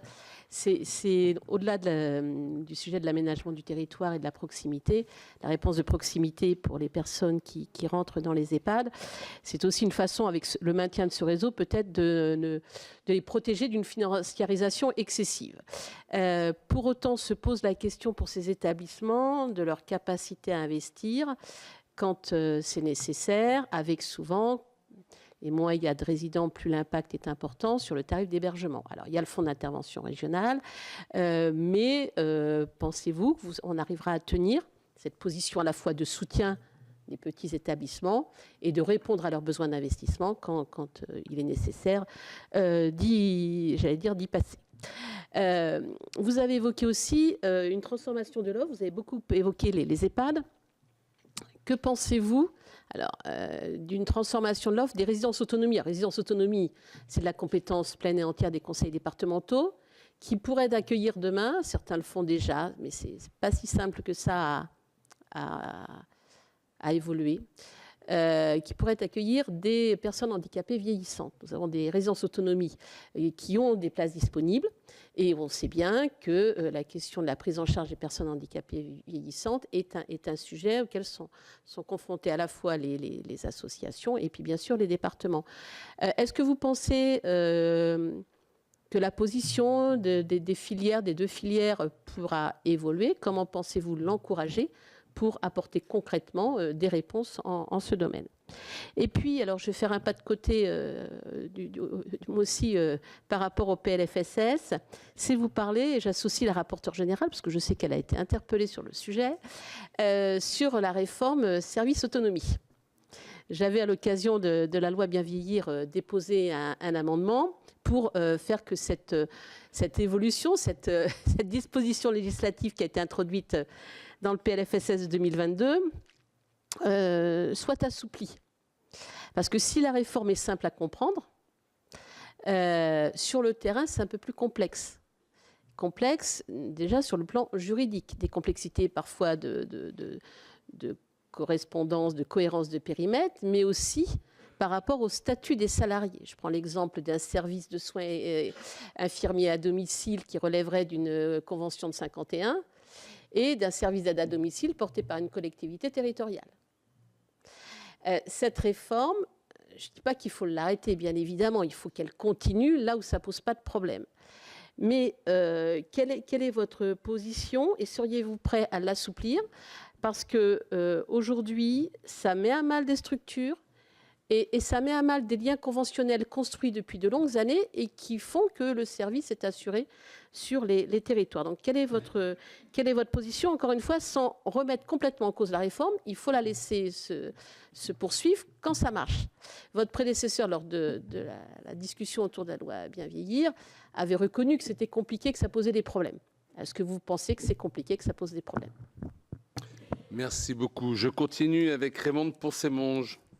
Merci, Monsieur le Président. Alors, je comptais dire que quand même, après plus d'une heure et demie, les services domiciliaires n'étaient absolument présents. Le nombre de fois qu'on a parlé des EHPAD et à l'heure quand même du virage domiciliaire, moi je m'étonne quand même beaucoup. Et je pense, Monsieur le Président, qu'il faut absolument une mission d'information pour mettre... voilà. Moi j'ai beaucoup de questions sur les services domiciliaires.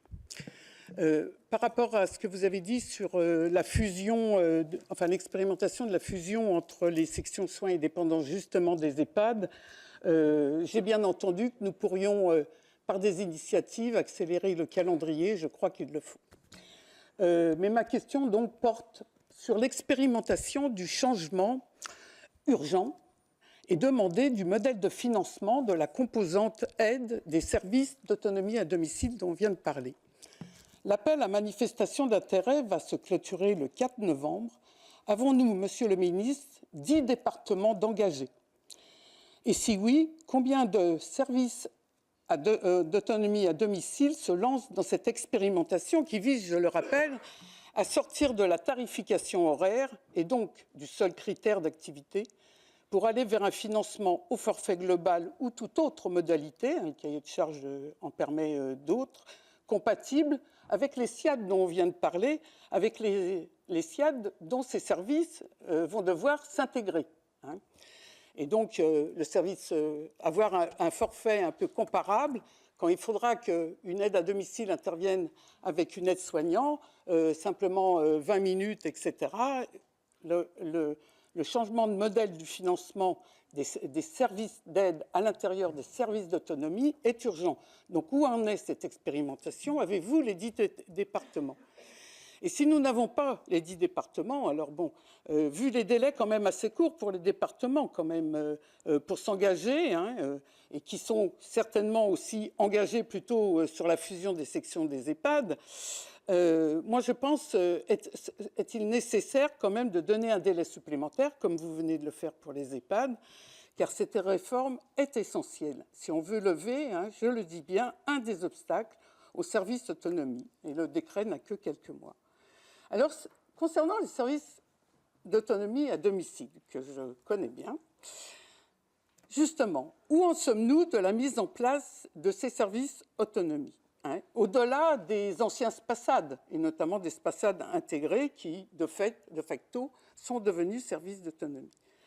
Et prévoyez-vous, Monsieur le ministre, de renforcer les moyens d'accompagnement des ARS, on ne va pas demander aux départements qui sont à l'os sur le plan financier, des moyens d'accompagnement des ARS pour aplanir les problèmes de statut qui ont été dits, de périmètre, qui semblent enquistés, effectivement, mais ne nous cachons pas que certains services, notamment ceux liés à des hôpitaux, comptent sur ces obstacles pour espérer que la réforme ne se fasse pas. Hein, donc il ne faut pas croire qu'il n'y a que des obstacles, il y en a qui attendent passivement et qui se disent, bon, comme c'est en 2025, ça sera plus. Bon. Et pour ce qui est du domicile, moi j'aimerais savoir où on en est de la trajectoire. Je vous laisse m'écouter parce que c'est des questions précises. Où en est-on de la trajectoire SIAD, service à domicile de soins, à l'horizon 2030? Je rappelle que vous devez créer 25 000 places et que pour les services à autonomie et domicile, notamment, ça peut être aussi facilitant. Et quand vous aurez créé toutes ces places, comment comptez-vous trouver le personnel? Et là, je vais revenir notamment pour les SIAD de la convention collective BAD 63. Non, il n'y a pas que des SIAD 51. Moi, dans mon département, ils sont essentiellement à la convention collective 63, qui avait, monsieur le ministre, rattrapé leur retard avec la convention collective 51, ou maintenant, plus tard, NEXEM, la convention unique, après l'agrément de l'accord 43, qu'on a demandé pendant des années. Donc, cette branche, cette convention collective avait rattrapé son retard. Ça n'a pas duré longtemps, parce que l'écart s'est recreusé après, justement, le fait que la prime Ségur est donnée au SIAD 51 et pas au SIAD 83. Donc, de nouveau, il y a un écart. Et dans les services à domicile, on ne recrute plus. Et non seulement on ne recrute plus, mais il y a 2 ans, les aides-soignants sont partis dans les EHPAD ou dans les endroits où il y avait le Ségur, parce que c'est quand même 200 €. Voilà. Et en conclusion, quand même, parce qu'il est tard, bien sûr, alors il faut être plus rapide, vous avez dû, monsieur le ministre, suivre la journée qui s'appelait « Les vieux méritent mieux », je suppose. Et ça a dû, vous avez dû entendre qu'après les déserts médicaux, par les services domiciliaires, justement, qui s'effondrent, non pas depuis 3 ans, 4 ans, qui s'effondrent depuis 10 ans, par l'effondrement des services domiciliaires, nous sommes en train de créer des déserts médico-sociaux. C'est ce qu'ils vous ont dit le jour de cette action. Donc, vraiment, un peu d'éclairage sur les services domiciliaires. C'est très bien, on a eu des tas de rapports sur l'EHPAD, parce que les difficultés des services domiciliaires, je le redis, sont là et depuis longtemps. Je le redis, dans mon territoire, des services sont en train de mourir, qui sont, par exemple, sur le handicap, puisque vous avez, Monsieur le Président, vous, une sensibilité particulière, et personne ne les reprendra, personne n'a le personnel. Aujourd'hui, 20% des plans d'aide ne sont pas faits, faute de personnel. Donc l'effectivité n'est plus au rendez-vous. Et vraiment, il est temps de mettre un coup d'accélérateur sur les services domiciliaires.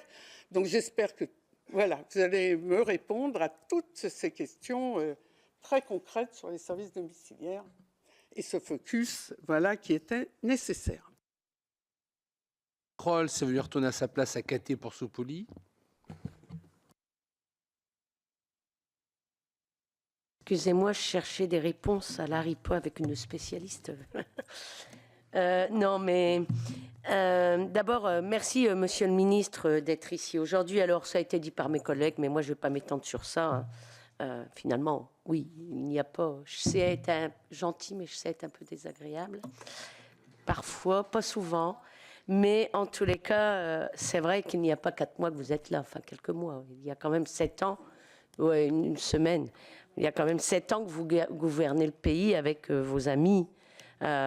Donc ce n'est quand même pas, vous n'êtes pas nouveau, évidemment, et ça a été rappelé par mes collègues. Moi, je vais être rapide parce que finalement, il y a beaucoup de choses qui ont été dites et que je partage.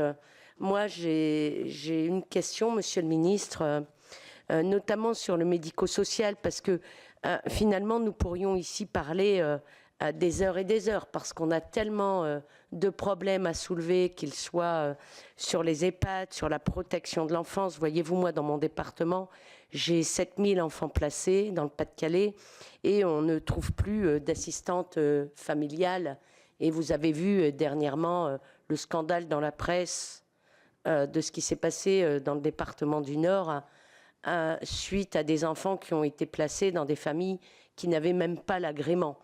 Mais je l'ai déjà dit à plusieurs reprises. Donc, moi, je pense qu'il y a quand même un point commun entre tout ce que l'on dit, que ce soit sur la protection de l'enfance, sur l'aide à domicile, sur les EHPAD. Et vous l'avez fort bien dit, vous avez des places disponibles, mais il n'y a plus de vocation. C'est ce que vous avez dit. Et moi, je suis d'accord avec vous. Vous voyez, parfois, je suis d'accord. Mais justement, s'il n'y a plus de vocation, il faut peut-être se poser les questions du pourquoi il n'y a plus de vocation. Nous le savons, et les uns et les autres, d'abord parce que ce sont des métiers qui sont difficiles, pour la plupart de ces métiers, que ce sont des métiers qui sont peu reconnus, qui n'ont pas un statut suffisant, que c'est des métiers où le turnover n'existe pas. Par exemple, quand on est aide-soignante et dans une EHPAD, eh bien, il est bien rare, quand on fait une demande pour aller dans un autre service, que celle-ci soit acceptée. Ce n'est pas toujours le cas. Et donc, il faudrait travailler à ça, je pense, au turnover, parce qu'il y a une fatigue psychique, une fatigue psychologique, excusez-moi, une fatigue physique aussi, parce que c'est des métiers difficiles, mais il y a aussi la revalorisation des salaires. Il y a la revalorisation des salaires. On ne peut pas avoir une vocation, avoir des métiers aussi difficiles et aussi pénibles, et j'aimerais dire aussi peu payés. Voilà. Donc, est-ce que vous pensez vous attaquer pour votre part à cette attractivité des métiers? Est-ce que vous pensez prendre des mesures fortes pour donc qu'il y ait cette vocation qui revienne chez ces personnels et chez ceux et celles, comme vous l'avez dit, dans les nouvelles générations qui pourraient faire ces métiers. Et moi, là, ce n'est pas une question, mais je pense juste qu'il nous faut trouver, parce que vous l'avez dit, sur les EHPAD, lorsque vous interrogez les gens, elles souhaitent rester chez elles, mais rester chez soi, ça veut dire avoir des moyens qui soient mobilisés. Ce n'est pas une personne qui passe 1 heure par jour qui peut faire en sorte que vous soyez bien chez vous. En plus, les logements ne sont pas toujours adaptés, etc. Moi, je vis dans le bassin minier. Je peux vous dire que les logements miniers ne sont absolument pas adaptés. Donc, il faut travailler à la question des logements, je pense. Et puis, je pense qu'il faut trouver pour nos EHPAD, parce que je ne reviens pas sur le scandale du privé lucratif, etc. De toute façon, on n'a pas le temps. Mais je pense qu'il faut trouver aussi des modes nouveaux pour nos EHPAD. Moi, je vous invite d'ailleurs dans le Pas-de-Calais, mais vous y viendrez certainement, à Barlin, où le maire de Barlin avait une école qui fermait, une école maternelle, et où il a décidé de mettre ces 2 classes de maternelle dans l'EHPAD. Et je peux vous dire que c'est formidable. Au début, les personnes âgées avaient peur de ce qui pouvait se passer avec les enfants, mais elles mangent ensemble, elles vivent ensemble, et au contraire, ça redonne finalement confiance aux anciens qui sont ravis aujourd'hui, quelques mois après cette expérience d'avoir contact avec des enfants, et à ces enfants, ça leur apporte un regard nouveau, et aux parents aussi. Donc, vous serez bienvenus dans le Pas-de-Calais. Merci bien. Je continue avec Khalifé. Merci, Monsieur le Président. Monsieur le Ministre, merci pour votre présence. Les questions étaient très nombreuses, mais je vais essayer d'aller un peu vite pour témoigner de la difficulté des départements pour accueillir de plus en plus de mineurs non accompagnés, et beaucoup ont un handicap certain qui alourdit encore plus la tâche. Donc je rejoins mes collègues pour le département où je suis élu, la Moselle, pour ça. Je voulais aussi vous demander, l'an dernier, le Sénat a voté un amendement à l'unanimité, d'ailleurs, avec approbation, semble-t-il, de votre prédécesseur sur l'amendement Creton qui bloque 10 000 places. 10 000 places qui ne sont pas attribuées en IME pour des plus jeunes. Et puis malheureusement, le 49.3 a fait que cet amendement a disparu. Est-ce que vous pensez le remettre à jour? C'est ma deuxième question. La troisième, même si ça concerne la Moselle où j'ai travaillé sur le sujet, elle est nationale, ça concerne le groupe AVEC. 348 sociétés et ou associations dans le médico-social et dans l'aide à domicile, entre autres, qui a défrayé la chronique il y a un an ou deux à Grenoble et ailleurs. On a fait un travail que j'ai transmis à M. Combes, un de vos prédécesseurs. Est-ce que vous avez prévu d'avoir une attention particulière pour l'évolution de ce dossier, évolution juridique, mais également financière, parce que ça implique beaucoup d'activités d'EHPAD, mais aussi d'aide à domicile. Et enfin, je voulais savoir si vous êtes, bon, 85% des gens, ça on le sait, veulent rester à domicile. Mais il y a des départements comme le mien, surtout sur certains secteurs, qui souffrent de manque de lits d'EHPAD. Il est évalué à 300 lits, alors que d'autres départements en ont de trop, semble-t-il, et sont d'accord de céder les autorisations. Est-ce que vous seriez d'accord, à budget constant bien sûr, de faire cette manipulation? Merci. Merci beaucoup, Annick Petrus, et il sera ensuite Marion Canales. Merci, Monsieur le Président. Monsieur le Ministre, vous savez que les difficultés pour l'accession à un EHPAD est encore plus difficile dans les territoires d'outre-mer. Je pense en ce moment aux petits territoires d'outre-mer sur lesquels il n'y a qu'un seul EHPAD, comme par exemple la collectivité territoriale de Saint-Martin. Dans ces EHPAD-là, vous trouvez des personnes en grande perte d'autonomie, dont l'état de santé nécessite une surveillance constante médicale, mais vous trouvez aussi d'autres personnes plus autonomes et en meilleure santé, mais qui ne peuvent pas rester pour des raisons diverses chez elles. Alors, je sais qu'il y a des solutions intermédiaires qui existent, comme le placement en famille. Ma question, c'est ces solutions-là ont-elles été évaluées? Est-ce que le coût est moindre? Parce qu'elle permettrait de dégager des places en EHPAD et permettrait d'alléger la liste d'attente qui est de plus en plus longue. Donc évidemment, ces solutions-là seraient pour les personnes qui sont plus autonomes et en meilleure santé. Merci beaucoup. Et donc, pour terminer, Mme Canales. Merci. Pardon, je suis là. Je voudrais poser une question, Monsieur le Ministre, au sujet des accidents du travail des femmes, puisque le taux des accidents du travail des femmes a considérablement augmenté. Des collègues ont produit un rapport avant que je ne sois élue au Sénat et donc l'ont mis en exergue et ont dû souligner ce sujet auprès de vos prédécesseurs. Plus 42% d'accidents du travail chez les femmes, moins 21%, on peut s'en réjouir, d'accidents du travail chez les hommes. Ma question, elle porte sur le siphonnage des ressources de la branche accidents du travail maladie professionnelle, qui est la plus petite branche, mais qui est excédentaire. Les sous-déclarations de ces accidents du travail maladie professionnelle et les sous-reconnaissances, effectivement, notamment des problématiques de maladies ou de cancer féminin, puisque le tableau des maladies professionnelles est quelque peu ancien et ne prend pas nécessairement en considération des maladies professionnelles peut-être plus féminines.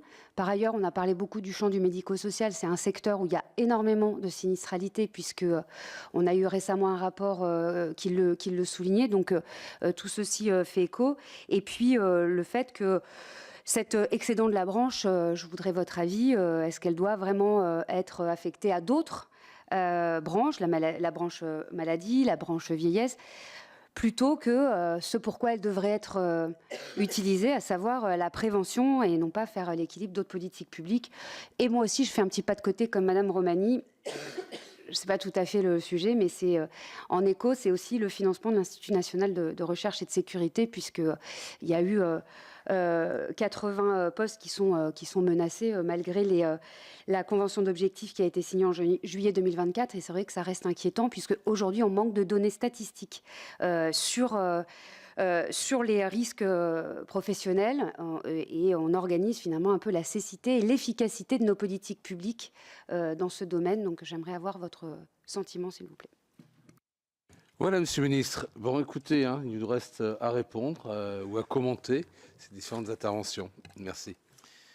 Oui, Madame la Ministre Rossignol, rassurez-vous, moi je ne vous ai pas découvert, puisqu'on était même il n'y a pas si longtemps que ça, côte à côte, à l'invitation de Jean-Pierre Decolle sur la question des aidants. J'avais apprécié votre propos et j'avais eu l'occasion aussi d'être particulièrement éclairé par vos propos lors d'une audition au département du Nord sur la question de l'aide sociale à l'enfance. Voilà, qui renvoie effectivement à des travaux anciens, mais sur lesquels vous avez encore une pleine maîtrise, je n'en suis pas inquiet en tout cas.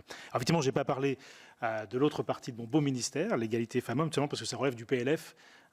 Donc c'est le crédit, vous savez, c'est le crédit donc, qui est en hausse de 10% sur le programme 157, voilà, aide d'urgence. J'ai tenu 137, pardon, j'ai dit 157, 137, j'ai le 157 aussi, et le 304 sur le PLF, mais voilà, puisque j'ai tenu effectivement à sanctuariser des crédits, voire même à les voir augmenter. D'ailleurs, je serai dans le département du Nord vendredi dans une CAF pour apprécier aussi les nouveaux dispositifs que l'on doit à l'époque la sénatrice Valérie Létard. Donc, vous voyez de quoi je parle. Sur le SPPE, effectivement, moi j'y crois beaucoup, ça s'appelle de petite enfance. Je pense qu'il y a 4 compétences obligatoires donc, qui vont être à la main des communes. Donc le repérage de l'offre, l'idée étant effectivement de coller par rapport aux besoins identifiés, la planification de son déploiement, le contrôle de la qualité, je pense que c'est aussi un sujet patent dans le cadre de nos discussions, et l'information des familles. De la même façon, je rappelle que on a une attention particulière sur les familles monoparentales dans la réforme du complément de libre choix du mode de garde. C'est un premier pas, je pense que c'est un premier pas. On sera d'accord, je pense, facilement là-dessus. Pourquoi ? Parce que c'est un autre pan du travail que j'ai pu exercer sur ces 7 années en tant que député, dont 2 mois de président de commission, mais pas ministre. On n'a pas accès forcément au même champ avec la même précision, je vous le rassure, et tout ne tombe pas dessus non plus en même temps. Mais cela dit, voilà, je ne me défausse pas, mais c'était un constat quand même, c'est factuel. On sera d'accord là-dessus. Effectivement, la question des familles monoparentales est un vrai sujet dans notre société aujourd'hui. Je pense qu'on a plein de sujets à évoquer à l'aune de cette question. Pourquoi ? Parce que je les retrouve aussi beaucoup parmi les allocataires du RSA. Et on sait combien elles sont percutées par un ensemble de freins périphériques. Le mot n'est pas très joli, mais c'est une réalité. Et finalement, on ne donne pas les moyens à ces femmes, parce que ce sont majoritairement des femmes dans les familles monoparentales, à finalement trouver leur plein épanouissement. Donc c'est un axe de progrès fort, sur lequel j'entends beaucoup travailler avec Salim Massa, et c'est transversal, puisque c'est interministériel, je pense qu'on sera d'accord là-dessus. Sur la question de la défiscalisation des pensions alimentaires, j'avoue qu'on regarde, mais il va falloir que je trouve le financement. Voilà.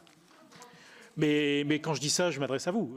C'est entre vos mains que va passer prochainement le budget. Voilà. Ben voilà, je vous laisse la main en tant que parlementaire, Madame la Ministre, pour trouver des solutions. Je vois que vous en manquez déjà pas, donc ça tombe bien. Sur les 200 000 solutions évoquées, je dis bien solutions, ce n'était pas 200 000 places de crèche qu'avait évoqué Olivier Véran, mais 200 000 solutions. Donc c'est pas tout à fait la même chose.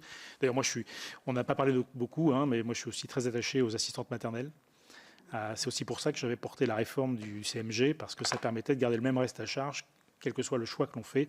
Je ne suis pas un fanat des crèches. Voilà, je pense que les ASMAT apportent aussi beaucoup dans le quotidien. Il y a aussi les MAM, les relais d'assistance maternelle. Je pense qu'on a des solutions qu'il faut encourager, qu'il faut adapter aux besoins. Je pense qu'il faut partir aussi des besoins. Enfin, on ne voudrait pas de le dire.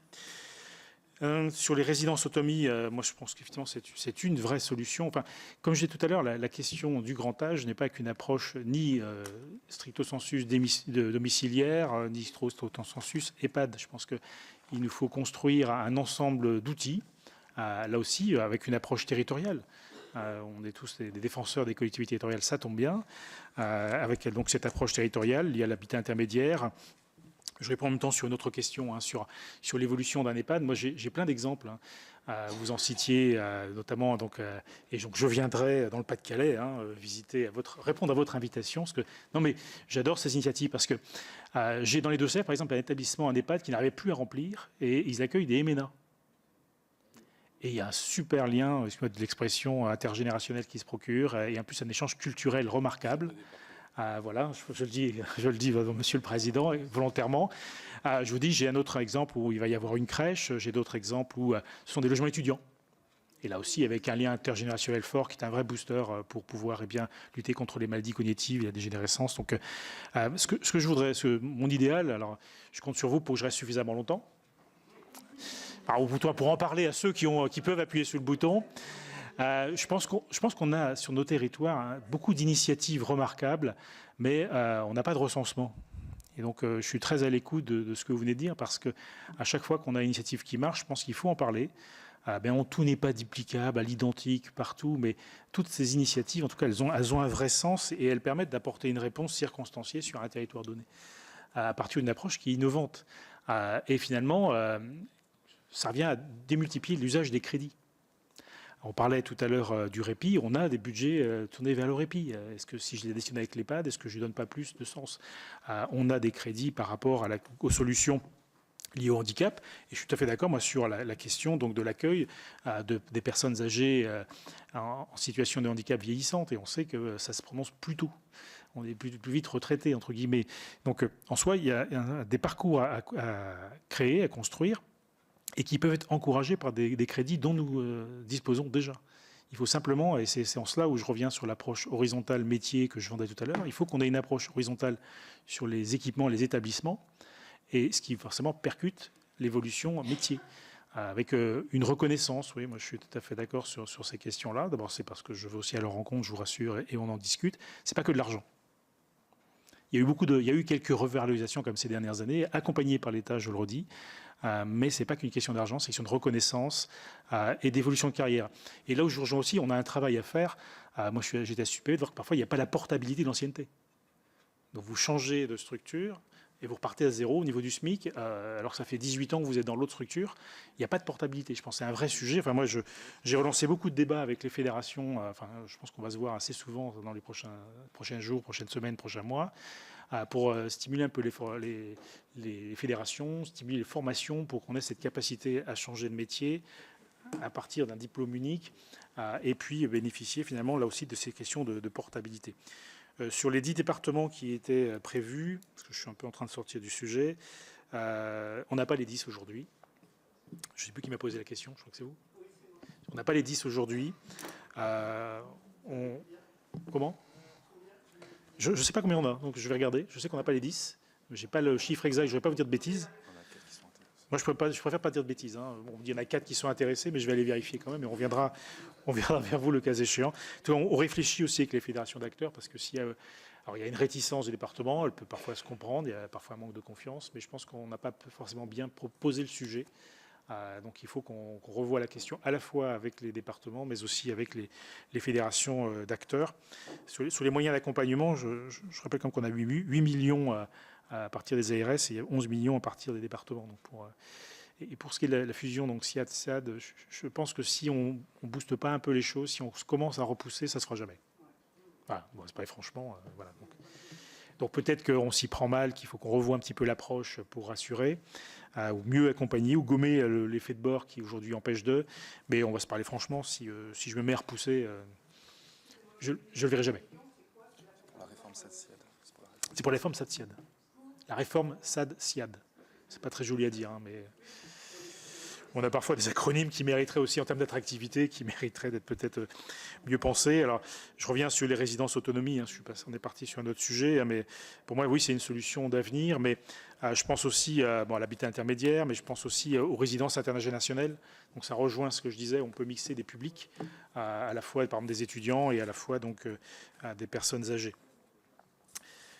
Sur l'attractivité des métiers, j'en ai parlé quand même tout à l'heure. On n'a pas fini le sujet. Sur le rôle d'assistante familiale, je crois que c'est vous qui m'en avez parlé. Non, c'est vous, pardon, tant pour moi. Il y a eu une revalorisation comme avec le Ségur. Peut-être qu'on n'a pas encore été assez loin, moi je serai à l'écoute. Susciter les vocations, moi je suis convaincu que c'est aussi dire du bien de ces métiers. Et ça vaut pour l'aide sociale à l'enfance aussi. C'est un vrai sujet, et je parle sous le contrôle de la ministre Rossignol, c'est un vrai sujet, on ne peut pas dire qu'on soit performant aujourd'hui. C'est une contrariété. En tout cas, moi, je veux y travailler également sur le mandat qui m'est donné. On en parle malheureusement que sur les scandales. Alors, des fois, il y a des belles expériences, il y a des belles réussites, des initiatives. Je pense qu'il faut savoir en parler et puis après capitaliser sur l'expérience. Pourquoi ça s'est bien passé là et pourquoi ça se passe mal là. Je pense qu'on a un gros travail d'introspection à faire sur ce sujet-là. Là aussi, il y a des échanges de bonnes pratiques, il y a des outils aussi qui vont être mis en œuvre. Je suis assez contrarié de voir que la CNIL nous embête, par exemple, pour mettre en place un fichier qui nous permettra de retracer les personnes qui ont été condamnées ou qui ne sont pas recommandables, vous voyez. Ou quand l'habilitation a été retirée dans le département, qu'on ne puisse pas le vérifier dans le département. Là, j'ai pris rendez-vous avec la CNIL, je pense qu'il faut qu'on parle. C'est un superbe outil, mais je ne peux pas accepter que ce soit un frein aujourd'hui pour sécuriser les enfants. Voilà, donc, aussi, non mais tout à fait. Moi, je suis assez stupéfait que voilà, on n'ait pas cette lecture encore aujourd'hui. Et puis attention au transfert d'enfants de département à département. L'actualité, même si ça date de 2010 à 2017, l'actualité nous rappelle quand même combien ça peut être dommageable. Il ne s'agit pas de se débarrasser d'un enfant, quoi. Ça pose question. Voilà. Donc, en tout cas, moi, j'ai l'intention donc de travailler là-dessus. Sur l'amendement Creton, M. Khalifé, donc par rapport aux 10 000 places que vous évoquez, c'est dans la trajectoire des nouvelles solutions. Ça doit être intégré, donc c'est même plutôt quelque chose qu'on doit regarder en priorité d'ailleurs. Soyons cohérents, ce n'est pas à la fois pour des nouveaux, c'est aussi pour régulariser un certain nombre de situations qui aujourd'hui sont pas satisfaisantes, quoi. Sur le travail remis à M. Combe, je suis preneur. Je ne sais pas où il est. Donc je vous tends la main pour me le renvoyer. Voilà, je suis preneur. Sur les accidents du travail en EHPAD, les taux doivent nous interpeller. Alors sur la question de la branche AT-MP, alors qui n'est pas ma branche, mais en d'autres temps, comme vous me le rappelez, quand j'étais député, j'ai été co-rapporteur de la branche. Voilà. Donc cette question de la sous-déclaration, qui est estimée entre 1 milliard et 1,2 milliard, doit nous interpeller. Sur effectivement, on ne peut pas continuer à dire je fais un forfait autour d'1 milliard, 1,2 milliard, même s'il y a une commission qui travaille là-dessus, etc. Je pense que la question de la sous-déclaration doit nous inquiéter. Est-ce qu'elle masque effectivement des accidents de travail qui ne sont pas reconnus et on sait ce que ça implique pour les personnes concernées, ou est-ce que ce sont, oui, en partie, mais j'embarque globalement l'ensemble de la branche, et puis effectivement, où est-ce que ça veut dire qu'il y a une sous-reconnaissance, et ça doit nous interpeller et nous amener à avoir un travail approfondi là-dessus. Je pense qu'une mission serait intéressante pour investiguer, parce que c'est un travail de fond, pour nous éclairer là-dessus, parce que et l'évolution du tableau, alors vous savez combien c'est assez complexe de faire évoluer le tableau. Je me souviens avoir accompagné le travail sur le cancer de la prostate dans les Antilles pour les victimes de chlordécone en particulier. Mais ça nous montre que c'est faisable. Donc je pense que voilà, il y a aussi un chemin à poursuivre. Je suis bavard, M. le Président. Non, ça va. Simplement, si je peux me permettre de vous couper, vous interpeller, c'est juste pour vous faire un point d'actualité sur un rapport que nous venons de voter ici, un rapport donc de l'AMEX, concernant peut-être deux mots, si tu veux bien, Marie-Pierre. Merci, Président. Oui, je ne suis pas intervenue parce que pour moi, la branche AT-MP ne rentrait pas dans le champ de l'audition d'aujourd'hui. Et nous avons produit avec ma collègue Annie Le Houerou un travail justement sur les enjeux de la branche AT-MP. Et donc les auditions, alors après tout ce travail avec tous les acteurs, nous commençons les auditions jeudi. Mais voilà. Mais la sous-déclaration pour la branche maladie, plus le swap avec la branche vieillesse. Enfin voilà, il y a un vrai sujet aussi de prévention. Oui, voilà. Ouais. Et j'ai travaillé aussi avec Laurence.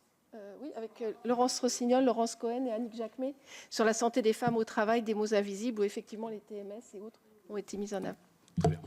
Bon, on reprend le fil conducteur, Monsieur le Ministre. Mais je pense qu'on est presque au bout, là. Oui, c'est vrai qu'on a fait beaucoup de pas de côté, mais c'est intéressant. Et c'est vrai qu'en tant qu'ancien rapporteur de la branche AT-MP, je suis aussi sensible à vos travaux, donc je les suivrai. Même si ce n'est pas tout à fait dans mon portefeuille, ça rejoint comme les questions d'égalité femmes-hommes. Donc je compte sur vous pour m'éclairer.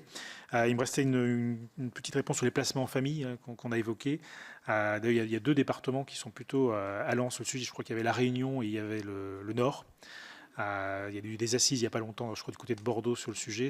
On voit qu'effectivement, c'est bénéfique. On a un travail à faire quand même autour du statut ou pas statut. Je pense que c'est balbutiant de ce côté-là. Il faut sécuriser le métier, entre guillemets, parce que c'est pas, la qualité de l'accueil est là, en tout cas le rendez-vous. C'est un sujet que j'entends explorer, oui. Merci, Monsieur le Ministre. Merci pour toutes ces précisions. Alors, c'est vrai qu'on n'a pas toujours tout balayé dans le domaine qui est le vôtre, et puis que vos questions, parfois, nécessiteraient beaucoup plus de temps, donc c'est compliqué. Mais au moins, vous voyez, de par la thématique et les thématiques abordées, les préoccupations et les enjeux des sénateurs de la Commission Affaires sociales. Voilà, donc nous allons nous retrouver pour continuer sur ces travaux-là. On a bien entendu, hein, force de proposition, donc nous allons être force de proposition, à la fois par rapport aux prises en charge, par rapport des débats en matière de financement, comment est-ce qu'on peut faire en sorte que cette branche, en tous les cas, puisse répondre à la fois à court terme aux problématiques qui sont sur la table, mais également en phase après PLFSS, participer à une réforme de fond qui permettrait d'arriver un jour, à un moment donné, à une vraie vision pluriannuelle. Voilà. Merci beaucoup, Monsieur le Ministre. Merci à vous, merci de votre accueil, merci de la pertinence de vos questions qui vont nous amener aussi à réfléchir un peu plus loin également. Merci à vous. Voilà, et je rappelle à la Commission, demain, 10h30, audition de Mme Dayosek pour parler de santé.